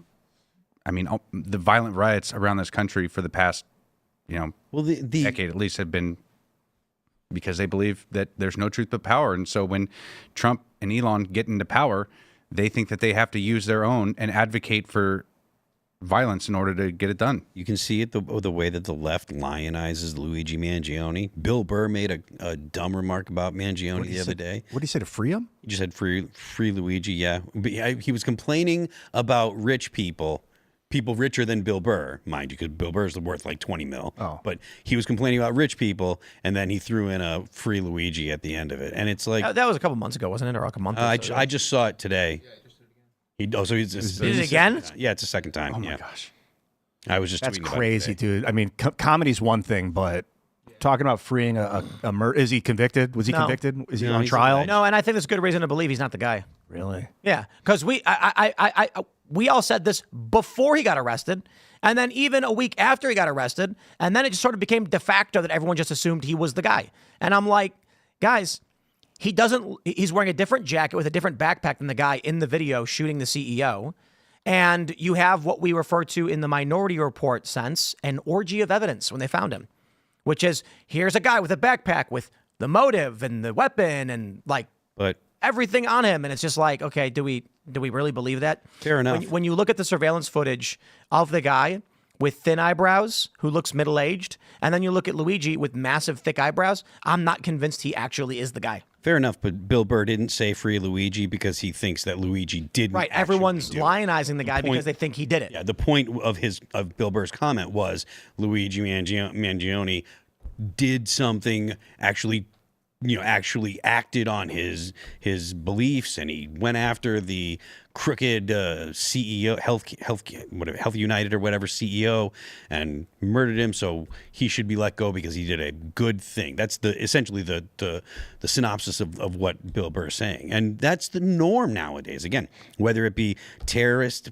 attacks against Tesla dealerships, which is what they are. The point is to terrify people. The point is to frighten people, and it's about politics because of his association with Donald Trump and with Doge. People saying things like "Free Luigi," whether it was the whole entire summer of riots over George Floyd, which proved to be over nothing. The total burning down of half of Kenosha over a misunderstood video or a BS narrative. The left is constantly violent. It is the norm nowadays. But it was like was it all just being directed in the 90s? Because I don't remember it until internet video. Now I can see it. Was it just happening overseas before? They were just directing all the vitriol towards our enemy, our common enemy? If you look at the number of bombings in the 70s, from leftist organizations like the Weather Underground, there were bombs going off all the time, hundreds of bombings. I'm gonna take a look now. Well, I think we're entering that Weather Underground period with the Tesla attacks, and I think this summer it's going to get real crazy. I agree with that. And I feel like I kind of underestimated the amount of resistance because it's felt like for this first month since Trump has been elected, there's been almost like a lack of resistance. Just in a certain way. Between 1971 and 1972, the United States experienced more than 2,500 domestic bombings, according to FBI statistics. Wow. These are all from left-leaning groups. These are all radical leftists. These are all the leftovers of the Summer of Love in the 60s, the anti-capitalist movements that were born in the 60s, the communist movements that were born in the 60s. And this is just in 1 year, 2,500. Additionally, during the 1970s, nearly a dozen radical underground groups, including the Weather Underground, the New World Liberation Front, and the Symbionese Liberation Army, set off hundreds of bombs. So the idea that that the left is actually looking for peace and whatnot. That's all BS. And we had a leftist on here the other couple weeks ago or whatever, saying that, oh, it's the right wing that is the dangerous one and stuff. Hundreds of bombings. 2,500 in 1 year, and then additionally hundreds of other bombings throughout the course of the 70s. But yet that doesn't actually compute. There was a bombing of Congress. There was a bomb that went off in Congress, and Bill Clinton let the people out freedom. I think there might have been a small difference, though, is that nowadays these people hate the idea of America. Yeah. And have been segregated into kind of their own groups, and they're not actually going in this with a goal in mind, apart from maybe like a thumbnail view of communism where everything's just bunnies and flowers, but they're literally just driven by hatred and division. They hate the idea of this country and they want to burn it to the ground. So hopefully they can come out on top and rule over the ashes. But I mean, that idea that a lot of the groups back then at least had the idea that they liked this country. I wonder about don't know funding because like USAID shut down. Where are all those people now? What are they doing? Are they involved with this? Because like in the early 70s, you're saying 70, 71, 2,500 bombings. Nixon, was he the president at that point? I think it was Nixon. Yeah. And apparently Nixon, I always thought Nixon, horrible guy, he resigned. He got impeached. He was going to get impeached. Turns out maybe not. Maybe Nixon was going to blow the lid on who killed Kennedy and they wanted him out and they framed him and and maybe there was money behind the scenes to disrupt the powers that be at the time. Bill Murray just say Nixon was framed? He was talking about it on Rogan. Yeah. They said Nixon was framed. First it was Nixon, then Ford. And I mean, just looking at everything that kind of happens now, would that surprise you in any way, shape, or form? I mean, they tried framing Trump. Yeah, it wouldn't now. No. If Nixon was trying to push back against the liberal economic order at the time, which he very well might have been trying to control it. Remember the Bulls in the 90s? Oh, yeah. They were like the best basketball team ever. Pippen, Yeah. Jordan. It was just like Chamberlain. How many people could you name on one team at one time that were massive? Paxton. Yeah, I love that. I The played a Bulls lot have of that Lakers now? versus Celtics. The Bulls have that now? I don't know. No, definitely not. The cultural ubiquity of the Bulls in the 90s was crazy. Yeah. Was crazy. Space Jam. So I'm saying Grant, when it Horace comes to Grant. Nixon, you've got effectively in the CIA the Bulls of the 90s, and with Trump you have the Bulls now. Oh, yeah. The So- power is So back a hundredth then, of what it was. These guys were the dream team of coups, and they could pull it off on Nixon and Kennedy maybe. And with Donald Trump, you got like a ragtag bunch. The brand is there, but the talent isn't, and they couldn't make it work. It's like the sons of Michael Jordan's son and Pippen's son. You're like, Not dude, they even- never even practiced basketball. He's like, yeah, but he's my son, so he's the one in charge.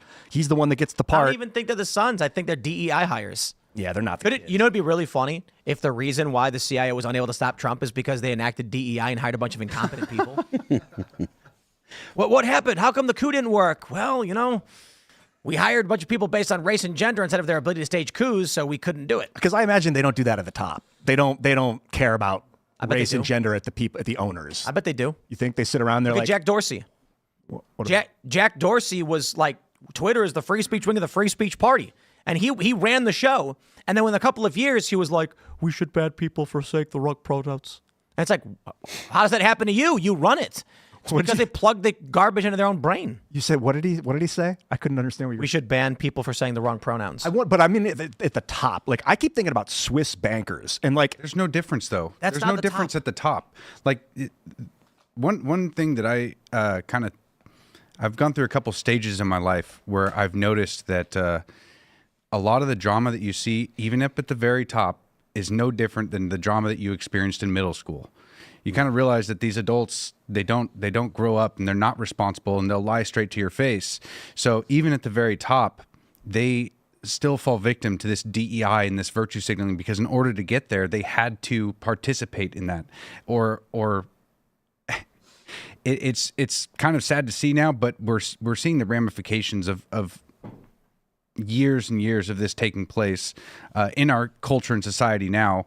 But there's no difference between what's happening up at the top and what you experience like in drama workplace. well, like like the Epstein stuff. We had Mike Cernovich on a couple weeks ago, and he's basically the guy that broke the Epstein story. And he was like, I think the reason it's not coming out super fast is because it's like top level royal governments, kings are like, yo, we're not gonna sell oil to the United States anymore now that you release the files. Did he say that? No, he was intimating that he thought it was like top level global royalty stuff, which is why it hasn't come out. And I'm open to that idea because like if we release the files and we lost 20% of our imports because countries are just like, all right, well, you crossed the Rubicon, we're not there anymore. But like those kings, those people, King of Saudi Arabia, he doesn't have to appoint DEI. He wouldn't. He'd appoint the best around him at all times. I would. They still have slaves in Saudi Arabia, so they're not worried about those kind of things. They remember in the Middle East, they don't change the logos in the Middle East for Pride Month because that would get them booted out of the country. The Middle East and the cultures in the Middle East are not at all anything like the West.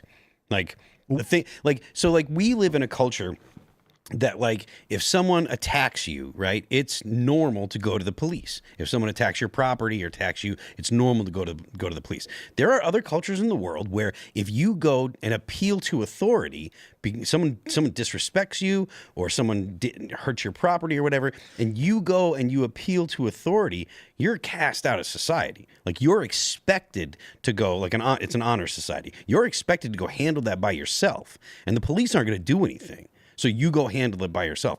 And that's far closer to something like the Middle East or in some cultures in the Middle East, because it's not a panacea. It's not a panacea in the Middle East. But in specifically in Saudi Arabia, it's not the same thing as the U.S. at all. Well, maybe. I mean, I'm thinking about inbreeding in royal families. Thinking about doing it for my whole life, but finally it's time. Hundreds, millennia. Children are born from parents that are brother and sister to save royal blood. That's like DEI. That's like we need to force a result. We have to create. You're not going to marry the hottest girl. You're going to marry your sister. And it's like, well, I have still to do that in parts of the world. And that's kind of like DEI. It's like Bloodline choosing. Purity. Yeah, and then tests. it creates these developmentally handicapped kids sometimes because of the inbreeding, which is why it's illegal in a lot of places. And so that's the immediate result of a DEI marriage. I don't think cousin marriage is extremely common in the Middle East. I think it's more cousin marriage than marrying like sisters and stuff like that. Well, like the Habsburgs were a son of Maybe brother back- and sister, or like I think at some point there Wasn't it like in World War I, the warring kings were all cousins or something like that? I think so. Yeah. Yeah, very common. I think the only way to kind of get back to being the true leader of the free world, like what America is supposed to be, and not bending the knee to, the World Economic Forum and things like that, would be to release this list, because here in this country and what we're supposed to be promoting worldwide is that all men are created equal. And we don't believe in the royalties. We separated from the British monarchy for a reason, because we believe that all men are created equal. So whoever's on that list, be it royalty from another country or D's or R's here in America, that list needs to come out. I know that it can't be done tomorrow, even though I would like to see it and figure out who's been running this stuff or who's been compromised behind the scenes, because it sure feels like we've had puppets in place of representatives that do their own thing, as opposed to having representatives for the people. Like, our government hasn't been running the way it was designed by the founding fathers to run, because we've had too many compromised representatives that will vote in because they say the right thing during the election time. But in all reality, once they get into that club and they perform these terrible things to where now all of a sudden it's no different than like a Joe Biden presidency. Like, he wasn't actually running things, and then you kind of take that and you bring it all the way down to all of our representatives and judges and all these famous people who participated in the Epstein and Diddy parties, and then you realize that the government itself has been compromised, and that's why people are waking up and saying, like, how did we get to this point where they're arguing now for genital mutilation of children and trying to codify it into the Washington State Constitution? How did we get to this point? It's because we've had compromised representatives that haven't been representing the people itself. If we are all created equal, and our system of governance, being a constitutional republic, is meant to have us vote in representatives, then we need to actually have representatives, and transparency in what they're doing is key. It's all fake. Like when Al Green got up there and wiggled his cane at Donald Trump, it's all fake. Congress is not real. They're not legislating. That's just not what they do. And we've known this for some time. It's been, like 2 years now since we had Marjorie Taylor Greene tell us how Congress actually functions. Yep. Where nobody actually goes to any of the votes. There's someone who's not the parliament or the parliamentarian, not the speaker, is like, we have a bill that says this, and they go, and there's like 4 Republicans and 4 Democrats, and no one really cares. That's what's actually going on. So when I hear that story, we heard from Thomas Massey too, and we heard from everybody, Matt Gaetz and everybody, and then you're like, then why do we keep seeing these great battles over certain bills? It's like, oh, it's fake. When you see on TV and it's like, this is the bill they're battling over, certainly the funding bills like CRs, those are real. That's where they're trying to get the money. But on most of these bills that are inconsequential, like providing $1 million to a bread manufacturing plant in Nebraska, whatever. Go for it. Nobody cares. With Al Green, I'd love to see that censure. It hasn't happened yet, correct? It was supposed to, but Democrats started singing. So I think, because I used to be like, fake. what's the point of censoring congressmen? It just seems so pointless. But now I realize, do it in public. Do it on TV. It is. Humiliate the character for abusing power, and we'll all watch. And that's what it is, except now Democrats block the censure and start singing. And then Speaker Johnson was just like, adjourned, and they leave. I'm like, adjourn? Arrest them! Like, I don't think you need an official I don't think proceeding. you need other Congress people in the room. You put Al Green on the podium, you censure him in front just say no. with all the cameras on him, and just make it a humiliation ritual. Bro, that's literally what it is. He just said no, and then Johnson adjourned the meeting. He said no. What do you mean? Like he wouldn't acquiesce to the censure? Yeah, Johnson's banging the gavel, being like, a present for censure. And then he starts singing. Democrats block the well, and then Johnson goes adjourned and leaves. But that's because Censure is supposed to be exactly what you're describing, but it's meaningless if there's no enforcement of it. Right. So maybe we get a speaker with some balls. Make me speaker one day. I will arrest all of these people. I don't know if you need to arrest those guys yet. Yes. Or necessarily. If you block the well during an official proceeding to censure somebody who is obstructing Congress, I am going to instruct the Sergeant at Arms to collect the Capitol Police and have every single person obstructing right now arrested. They were warned 3 or 4 times and they were singing songs. Out. They used to do, my assumption is censorship or censuring in private. I mean, it would just be Congress. They'd do it in front of their fellow congressmen. It'd be like, all right, fine, whatever. He's loud. He's been loud for 20 years, whatever. But now you do it in front of 103 billion people on TV, and it's a real humiliation session. Yeah, I mean, the point before was to just put it into the congressional record, right? So it officially says this guy was a pile of crap, right? And he did this misbehavior. But I do think that it is valuable to put it on TV and have it all over the internet so that way people can see, oh, yeah. He should be embarrassed. He's a schmuck. But I don't. But it's on TV where it is. It's on C-SPAN. It's on whoever wants to carry it. And then we're at the point now where, for one, we know it's fake. No one's actually doing their jobs. And Democrats and Republicans, for decades now, since TV, have been like, all I need is a video of me acting like I'm working so that I can go and not work. So you'll see these videos where you're going to get a member of Congress and they're going to be standing up going, you bigots, you're all fascists, blah, blah, blah. And then the cameras turn off and they're like, all right, everybody, good seeing you today. I'm going back to my district. Send me that video. Need it for fundraising. That's Congress. And that's the point of it, is to get the video for fundraising so that way they can be like, look at me, I'm fighting the man, blah, blah, blah, whatever, because... That's why they sang songs and obstructed Congress. There's no consequences for them to make a mockery of the legislative branch. I think that Speaker Johnson won't do anything. They shouldn't be invited to censure future censures. We shouldn't have crowds of congressmen there to support the guy. Vote on it. Congress is supposed to vote on who gets censured. So when the Republicans voted to censure Al Green, Democrats blocked the proceeding and sang songs. So they all vote not present. And then they so then the censorship succeeds. They all vote not available. So now let me explain to you, because I think it would have really helped if you actually looked into what this is before asking us to do a thing that exactly happened. And now you can understand what the problem is. Congress shows up. Are we censuring Al Green? Yeas have it. Al Green, present for censure. Democrats block the proceeding and sing songs. And so now what you do Congress is adjourned. now you say, Al Green, report for censure. No one else is coming. It's just you, Al. You're in the room with the panel, and we're going to censure you on TV. I gotta stop you right there, Ian. What do you not understand about he did not listen to Speaker Johnson? I understand. What do you What mean? are the consequences of him saying no? Like no to Present yourself for resisting censure. censorship? And he goes, no. That would be contempt. So what you are saying of now Congress. is exactly as I've described. When he was called to censure, he said no.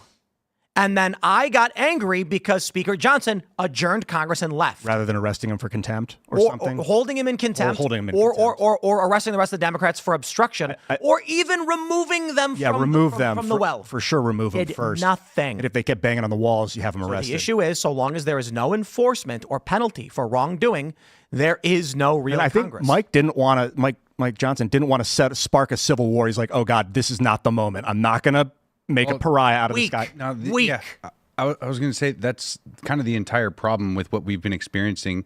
And a lot of the reason why I started speaking out in general is back in 2020 during the government lockdowns, I kind of just assumed that a lot of the people that I knew, a lot of the men that I looked up to and respected would be against the mandates. And a lot of the men that I saw and respected folded immediately. And they were wearing the mask, they were taking the jab and doing all that, and saw obedience as virtue. And I realized kind of at that point in my life that I'm going to have to stand up and speak out against a lot of this stuff. And it turns out that courage is contagious, but what we've had for a long time in someone like Speaker Johnson is one who's played the game for too long and doesn't have that kind of conviction to make the change. You know, he's not willing to throw them all or get them all arrested when they're clearly obstructing.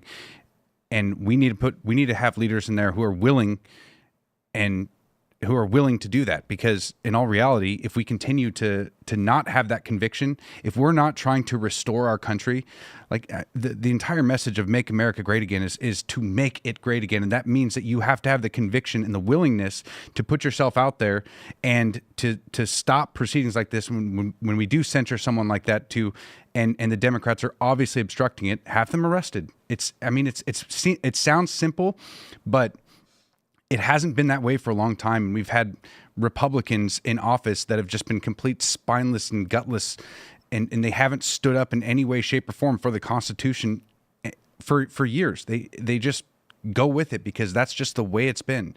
Is you just, okay, I guess we'll close out and try again tomorrow, instead of, kick the can down the road. Somebody else is going to handle it. Another adult is going to be able to handle this.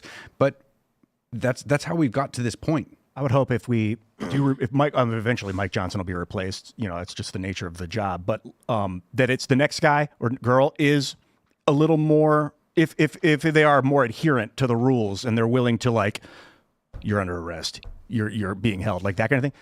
Just don't become a villain. That's important because it's an optics game too. Like, you don't want half the world to turn on you because you're too heavy-handed. But I do agree with you that just adjourning the thing was kind of dismal. Yeah, for him to turn that off like that and not like, dude, you're in charge, Mike. Like, that was your show. Just make me speaker for one day, and I will clean up Congress. We'll have a bunch of. We're going to convene let's just call it. We'll do it on May 1st because it's May Day, and it'll really irk the leftists. And we'll call it the May 1 Commission. And then after we have all the Democrats arrested for obstruction, they're going to be censured. There's going to be votes on expulsion, all of that stuff. And then we're going to put together a committee that will investigate them. Because I'm willing to bet you could easily get most of these members of Congress on fraud by when you actually dig into how they don't actually do their jobs and spend all their days ponying up to lobbyists for money. It's going to be fun. Let's go to Super Chats and Rumble Rants. So smash that like button, share the show with everyone you know, my friends. My birthday was last Sunday. Happy birthday, man. Thank you very much. You want to get me a gift? Yeah. Share the show right now. Shit, I already did it. There you go. And you can also join Rumble Premium at rumble.com/Timcast IRL. We're going to have the uncensored call-in show in about 20 minutes. Not so family-friendly, but always fun and funny. What do we got here? We got Chafed BM. Geez, what a name. Shut it down so Doge can have free reign on executive records that they should already have access to. Federal judges don't have the authority during a shutdown. I just made that up like the judges make up law. It is an interesting point, though, that if they shut the government down, it's possible no one's going to be working. Elon's going to be able to go in with Doge. It would be nice. Ooh. That might be. Well, I mean, it might be good. Ostensibly, I thought that Doge being able to continue doing the work that they're doing is why there was justification to have the CR. Or that was one of the things that Trump said, look, we need to make sure that we have the CR so that way Doge can continue to do their work. And I also heard Chip Roy talking about that too. So I'm not sure what the situation is. Your 25 says Tucker interviewed a known surgeon, and he said that up-and-coming doctors are inexperienced and incompetent. Yep. I would not disagree. I think that's probably the case. Yeah, this goes to the crisis of competency that we have been talking about for years ago now. You know, the idea that if there is, you know, before we knew how, you know, the degree of DEI hires that were going on in the government, we talked about, look, if this is happening, then there's going to come a point where there's going to be negative consequences in these fields that have people getting jobs that they're not qualified for. That's not some kind of difficult thing to understand. It's like if you're hiring people that aren't qualified based on their identity, then eventually you're going to have a degraded service that they're supposed to be providing. Some people are, I see in the chat, they're asking when my birthday was. It was Sunday. My birthday is March 9th. I am 39 years old. Nice, dude. Look at that. And here's another present you can get me. Go to timcast.com and join our Discord community. Click join us, sign up, download the Discord, get in the server, and be an active participant in the fray. I don't know, man. Maybe it's a bit stressful, but there's a lot of people who are passive observers of the news who see how bad everything is, and that's all they are. Maybe you should become active.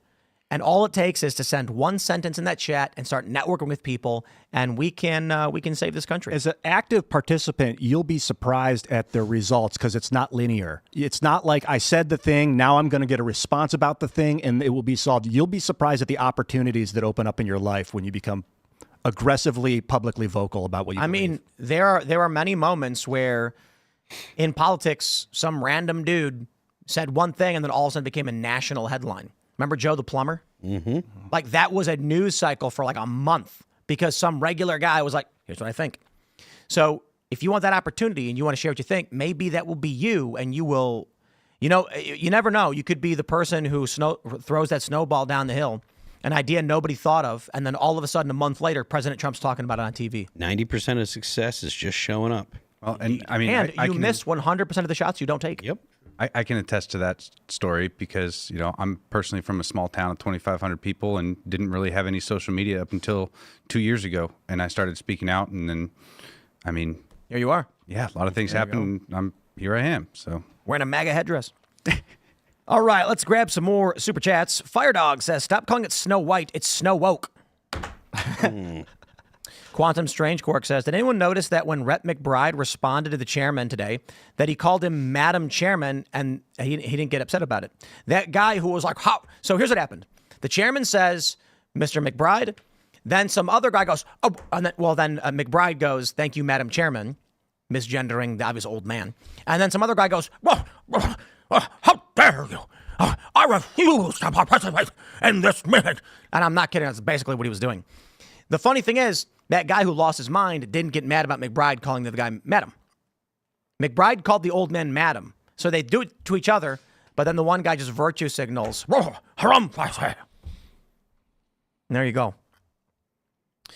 Let's go. Devin True says, corporations are making too much money off the people. They need to be taxed more.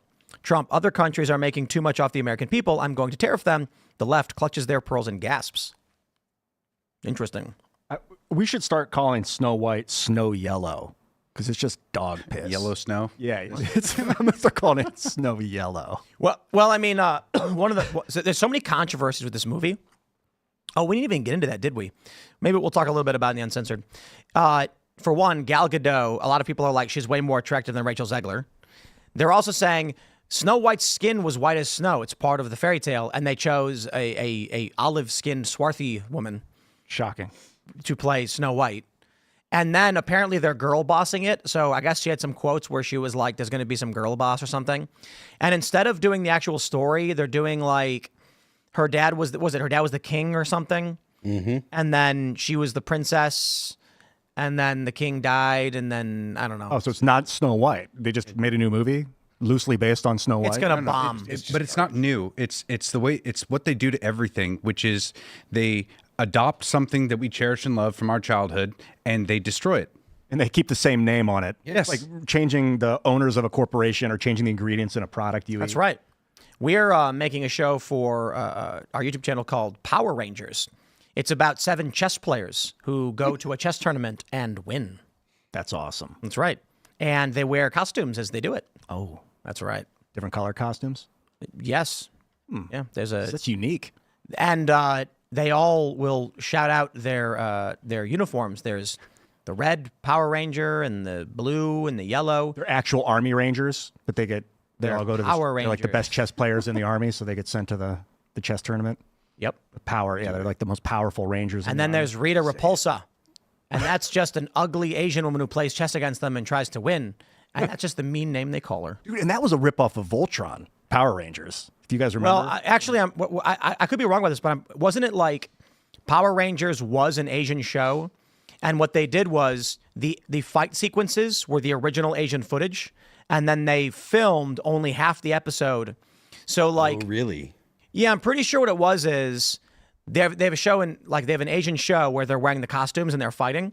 That's why there's never any mouths moving or anything, and that's why when Rita would talk, her mouth never synced with the actual words that were being said. Then they would have the American half story filmed with Americans, and then they would just incorporate the kung fu fighting footage from Asia. Super Sentai. Hilarious. That's what it what it was. is? You looked it up? The shows are of the tokusatsu genre. Huh. Yeah, there was a lot of shows like that. Voltron becoming one of them. I remember Voltron from like the 80s. I was a huge Voltron fan where there was like 5 pilots. They each piloted a colorful cat, and then the cats could combine into this giant robot. The Lions one, yes. I didn't like the Cars one, though. There was like 20 cars that put together to make a different Voltron. Wasn't Oh, I didn't see that. Yeah, there was the Was that Lion. like that? Well, not That Transformers. was Voltron. Absolutely Voltron. Oh. Called it Voltron and everything. Yeah. All right. I guess it's a genre of itself, so I shouldn't say that Power Rangers ripped off Voltron. It was a genre. Oh yeah, apparently they're race swapping Snape. Oh, good. Yeah, and the new HBO Harry Potter, they're gonna make Snape black. Cool. Good. Dude. I mean, know. he's the villain. He's of House Black. He's not a villain. he's What are you not. talking about? Well, he's kind of like the Snape? villain of the He's movie. not House Black. What are you talking about?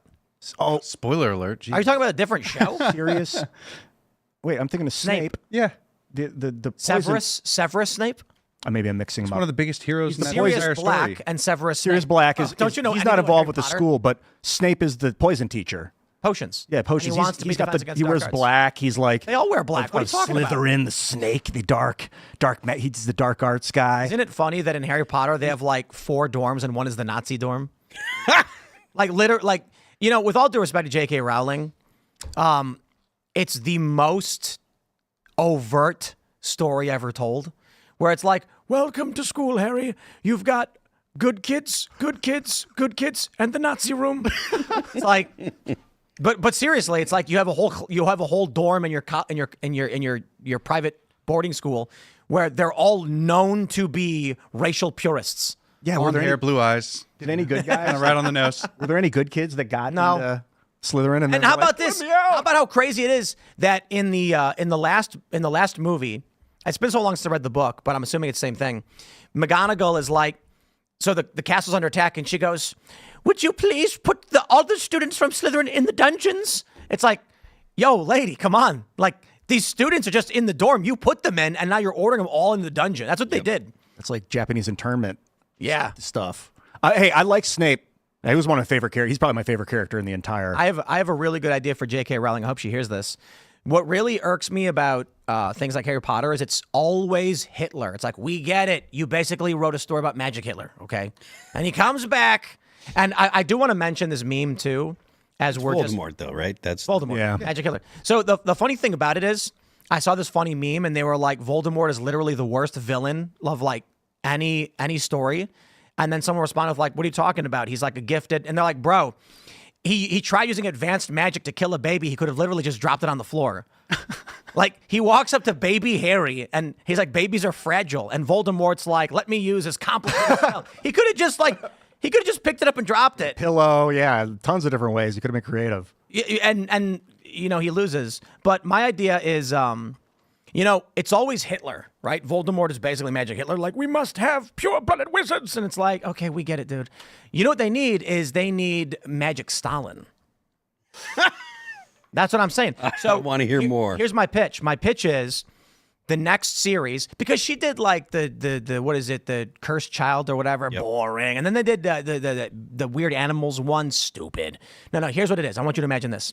Remember that great hall scene in Hogwarts and they're doing the sorting cap and all the kids are giggling and it's like, the hat is like, Gryffindor! And they're like, woo! And everyone's cheering. Now, right when that happens, a bunch of grenades burst through the windows, land on the ground and start flashbanging, boom, boom, boom. And a bunch of special forces guys drop down with like rifles and just start blasting the professors with guns. And then the professors are all panicking and trying to like use magic, but the magic won't work on the dudes. And then the story here is you've got non-magic people who know, in the book they're called squibs, and have been working with governments to expose the existence of the magic world because they believe that some people having magic and some not is oppression, and that magic people oppress the unmagic people. And so they're trying to bring about a one world, no magic utopia where everyone is equal. And you find out the ringleaders are actually magicians. Later in the movie, you find out. Oh, yeah, totally. Yeah. All the leaders of the party who are like, we are equal. And nobody should have, if there is anybody without magic, then no one should have it. And then they all have magic. That's a good story. I'm telling you. That actually might work. And then it's cool because it's modernized and it's for an older audience where you literally have like special forces dudes. Like one guy's got his hand on the other guy's shoulder and they have the guns pointed and they're just blasting professors at Hogwarts. And like, what do they do about, you know, like getting shot? They're like trying to put up shields, but they're getting shot. It'd be a good scene where he's like, he's got the guys behind him, like he's got him. He's like trying to cast a spell, but he's stuttering. Like the wizard can't get it out because he's so afraid. That'd be funny. To be fair, did they ever actually address that in Harry Potter? I know that there was like in the very beginning, the Harry's uncle like points a shotgun at Hagrid and he like grabs it and bends it. But did they ever actually address any of them using guns? Like how much of their problems would have been solved if Harry just like bought a gun? Look, I mean, look, no, like, let's be serious. Like, they give children what is 1,000 times more deadly than a gun. There was that part in the story where magic wands. Exactly, and they can kill with them. So it's like all the kids are running around with loaded weapons. Based. Anyway, we had super chats too. I'm saying I want to make that movie. Actually, maybe we should do a short film. That's very cool. That's very funny. The U.S. government, like, you mean to tell me the U.S. government doesn't know these people exist? Of course they do. They got the NSA. They're spying on them. They know what's up. You think that's kind of the same thing as like how the X-Men universe handled it with the School of Mutants? Like in what way? How they integrated it with Well, I'm pretty sure everybody knew the School of Mutants existed because mutants were like a big contentious debate in X-Men. There's yeah. Right. So in Harry Potter, nobody outside of the Wizarding world knows about magic people. It's all a big secret. It's like a crime to reveal them. Were the X-Men well known? Yes. Did they become well known over the course of the comic? Well known the whole time. X-Men? Yeah, they already knew. Xavier was public about everything. Yeah. That's basically the early premise was Magneto was like, I am an evil mutant, and this is my brotherhood of evil mutants, and they actually call themselves that. And then later on, they were like, maybe we need a little bit more dimension to our villains. So then they tried doing this Malcolm X, Martin Luther King Jr. thing, where Xavier is public about his fight for mutant rights, and Magneto is Antifa. I'm going to burn everything down and take everything over. It's a great storyline. Yeah. I like that storyline a lot. Because, like, it's deep. Like, you start to see the villain's psychology, and you're like, well, I get it why he's like that. Well, Magneto literally called his organization the Brotherhood of Evil Mutants. It's so funny. Yeah. It's so cheap. No one would do that. Everybody thinks they're the good guy, I think. Maybe people realize they're the bad guy sometimes. Yeah, some people do. But that's why I really like the character Victor Zsasz in DC. You know what he is? No. Serial killer, that's it. Is he a hero or anything? Has he got serial superpowers? Killer. Like, does he have powers? No, that's it. What's so good about him? It's a well-written character. He's literally just a serial killer. He's an evil guy who knows he's a murderer, and he carves a notch in his body when he kills people. So you can have these one-dimensional villains who are like, I can shoot cold blasts from my hands, and I'm evil. Or you can have a guy who's literally just evil, but there's dimension to that character of evilness. He's a serial killer, and he's driven to murder like some serial killers are. Yeah. Batman's an idiot, by the way. Why? Like, dude, how many times has Joker murdered people, and Batman's like, it's too bad. It's like, bro, at a certain point, you're allowed to defend other people. And then you have the whole Injustice story arc where Joker poisons Superman and then detonates a nuke in Metropolis, killing everybody. And while Superman is hallucinating, he beats his pregnant wife to death. And then what happens is Superman says to Batman, like, if you just stopped this man that you knew was an insane, deranged murderer, none of this would have happened. And then Superman becomes authoritarian. Wild. Yeah. Mm-hmm. Anyway. And Batman's like, he's my cash crop, baby. No one will buy my comics if I kill him. No, Batman's like, no, you can't kill. It's wrong. And it's like, bro, your government is literally letting this guy out every day. Yeah, or to like do it over and over at again. Arkham, do they not have like capital punishment at Arkham? Is it? Well, it's not complete- even that. Do they not have like restraints? It's not a prison. It's an asylum. Yeah. Have you seen that new animated series called Invincible? Yeah. Yeah, I've been watching that one. They're kind of working through that. Oh, yeah, there's a new entire episode. system right now. I think it's tomorrow. I'm excited. Yeah, to it's watch pretty good. It's an old comic. It's not super old. It's like 20-year-old comic. So for those that are watching it, you can literally just read it and, know what's going to happen. Who's it based on? Invincible. Yeah. It's a guy. So, called Invincible? yeah. So the problem with most stuff they do today in superheroes, it's all derivative. So in Invincible, it's basically just a guy was like, let's take the DC universe and change everybody's name, and then I'll write my take on it. And it's like, yeah, I guess whatever. Is it a DC? Make it a little bit, more gory and Yeah, it's more brutal. yeah, a little But bit. come up with some original superheroes and stuff. Oh, a psychic gorilla, dude. Yeah, there Yeah, were right. some straight up like They're all knockoffs. Yeah. Every character is a knockoff. Like I'm trying. Is a psychic gorilla is kind of unique, but I mean, you get the cosmic creatures that come down with. Talking about Gorilla Grodd Gorilla Grodd is what it's called in DC. Is he space gorilla that comes down to Earth? No, That's what I'm Gorilla. envisioning. Okay, Ian. Tell me, Tim. There's so much you need to learn. Yeah. Gorilla Grodd is from Gorilla City, and he's a villain, and he's psychic, and he can control people's minds. And Gorilla City is basically DC's version of Wakanda, but I guess it's more racist or something because everybody in that secret African city is gorillas. So I don't know what's up with that. That seems wrong. Marvel As has an just enemy like- of the I'm Flash. not kidding. You know that's true. At Gorilla City. I believe you. It's super intelligent gorillas have a hidden city just like Wakanda in the exact same way with a barrier that protects it and keeps it hidden. They're gorillas. But they're gorillas instead. So imagine like Marvel's like, there's Wakanda, and it's this African nation that's got advanced technology, and then DC goes, yeah, but they're gorillas. I know. Okay, dude. Or a city of rats, but they're wherever you think they would go. That's like really racist. In New York sewers. I was thinking over. I don't even want to say it. Middle East somewhere. Yeah, but it's rat people instead. Wow, Ian. Yeah, that's how you get away with it in a I was video gonna say game. New York because that's where all the rats are, but Keeping it clean. yeah. Anyway, let's talk about something else, I guess. We'll talk about comics. Angry Marsupial says, I played Civ 4 while watching the show almost every night. Pinnacle of the series. Yep. Can't have fascism without communism. Can't build Mount Rushmore without fascism. Figure that one out. That is funny, but the Mount Rushmore one doesn't make a whole lot of sense. I guess it's related to they're looking at timelines when they developed the game. We were also But, pretty fascist in the 20s. Civ 4 was when they had Leonard Nimoy, right? Yeah, Yeah, that's the best game. it was. It was. I think it's where religion got Bro. introduced. Colonization, the original colonization from on MS-DOS is one of the best games ever made, and still to this day is one of the best games. It's just called colonization. Yeah, so they remade it off of the Civ 4 engine, but that's lame. The OG MS-DOS colonization game to this day is still great. It's a turn-based strategy game where you can choose to be British, French, Dutch, or Spanish. Each different European nation gets a bonus.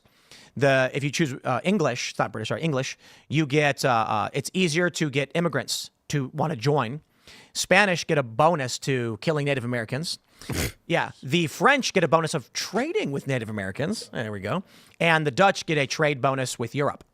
So usually I just pick either, if you pick the Spanish, it's great because you bring your caravel to the New World and then just start blasting the Native American tribes and they drop treasure. Oh. You loot and ransack. And when you find the Inca, baby, oh, man, the Inca and the Aztec, they got gold for days. Dang, this is a good one for you. Totally racist. I mean, This But sounds then, like a fun game, guys. But you Colonize my ancestors. You recruit founding fathers, and then you generate sentiment for independence. You can trade. You produce crops in the colonies, sail back to Europe and sell it, build up your country, and then you can declare independence. And then whatever country you pick, they try to come and stop you. And then you get some intervention from another country. And if you win, then you can sign the declaration. is it a mod based off a mod of Civ 4? No, it's Sid Meier actually made. Really? It's basically, I think it's based off what, like Civ 2 or something? No, Civ 1. Oh, is it? I'm reading about it now. Like a modification of Civ 1, I think. Epic game. And it's got fun little flute music from the colonial era. I used to play Civ 1. All right, let's grab one more. We got Eyes Open Canada says, Laura Grace. We have seen so many artists turn tail when we really needed them. Influential lyrics turned into hypocrisy. Shameful. Union Jacks AF. Matt Lillard makes SLC and hackers worth it. For those that don't know, Laura Jane Grace is the lead singer formerly of Against Me, which I believe is defunct. Against Me was basically the like punk it band in 2001 or 2002. Everybody I knew who was into punk had the acoustic EP as well as Reinventing Axl Rose. And at the time, Laura Jane Grace was a man by the name of Tom Gable. And now, transitioned. What happened was, if you didn't see the story, performed at a Democrat rally singing a song about God's dick and being rather vulgar and crass with it. And it's really sad because the original, there were a lot of naive lyrics because it's punk. Baby, I'm an Anarchist is one of the famous songs. But some of them are actually like just really great folk punk songs. Like one of the lyrics is, street faces all blend into one. They ask for spare change. And then, am I just effed up because I've forgotten what it's like or whatever? I don't know. I'm not thinking of the lyrics right now. But basically telling the story of I've forgotten where I've come from. The lyrics work really well. Now this person is just old, out of touch, and singing some vulgar song for a Democrat rally. But what really makes it funny is in the song Baby, I'm an Anarchist, one of the lines is, you have faith in the elephant and the jackass, and to you solidarity is a 4-letter word. Really, really funny to see the lead singer now performing for Democrats at a rally. And I describe that as a hilarious SLC punk ending for the legacy of Against Me. We're going to go to the Uncensored Show over at Rumble, my friends. Rumble.com/Timcast IRL. Don't miss it. Make sure you smash that like button, share the show with everyone you know.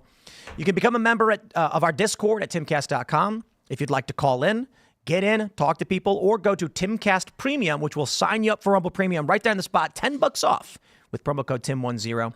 You can follow me on X and Instagram at Timcast. Native Patriot, do you want to shout anything out? Go ahead and follow me at Law Native Patriot. That's LA Native Patriot, and the Patriots Prayer Network on Rumble. You can just look it up that way. And maybe my wife, Lady Patriot. She's a big part of the reason why I'm here and everything that I fight for. So, other than that, you are accomplishing your dreams, and I'm happy to be here with you while you do it, man. I'm Ian Cross, and we're going to pivot over to Rumble, so follow us over there if you're not over there yet. Rumble.com/Timcast IRL, I believe is the channel. Timcast IRL, we've locked that in. Rumble. And I'll see you there. Bye. I am Phil That Remains on Twix. I'm Phil That Remains Official on Instagram. The band is All That Remains. Our new record dropped on January 31st. It's called Anti-Fragile. It's available on YouTube, Apple Music, Amazon Music, Spotify, Pandora, and Deezer. Don't forget the left lane is for crime. We will see you all over at rumble.com/Timcast IRL for that uncensored show. Well, about 30 seconds. We'll see you there.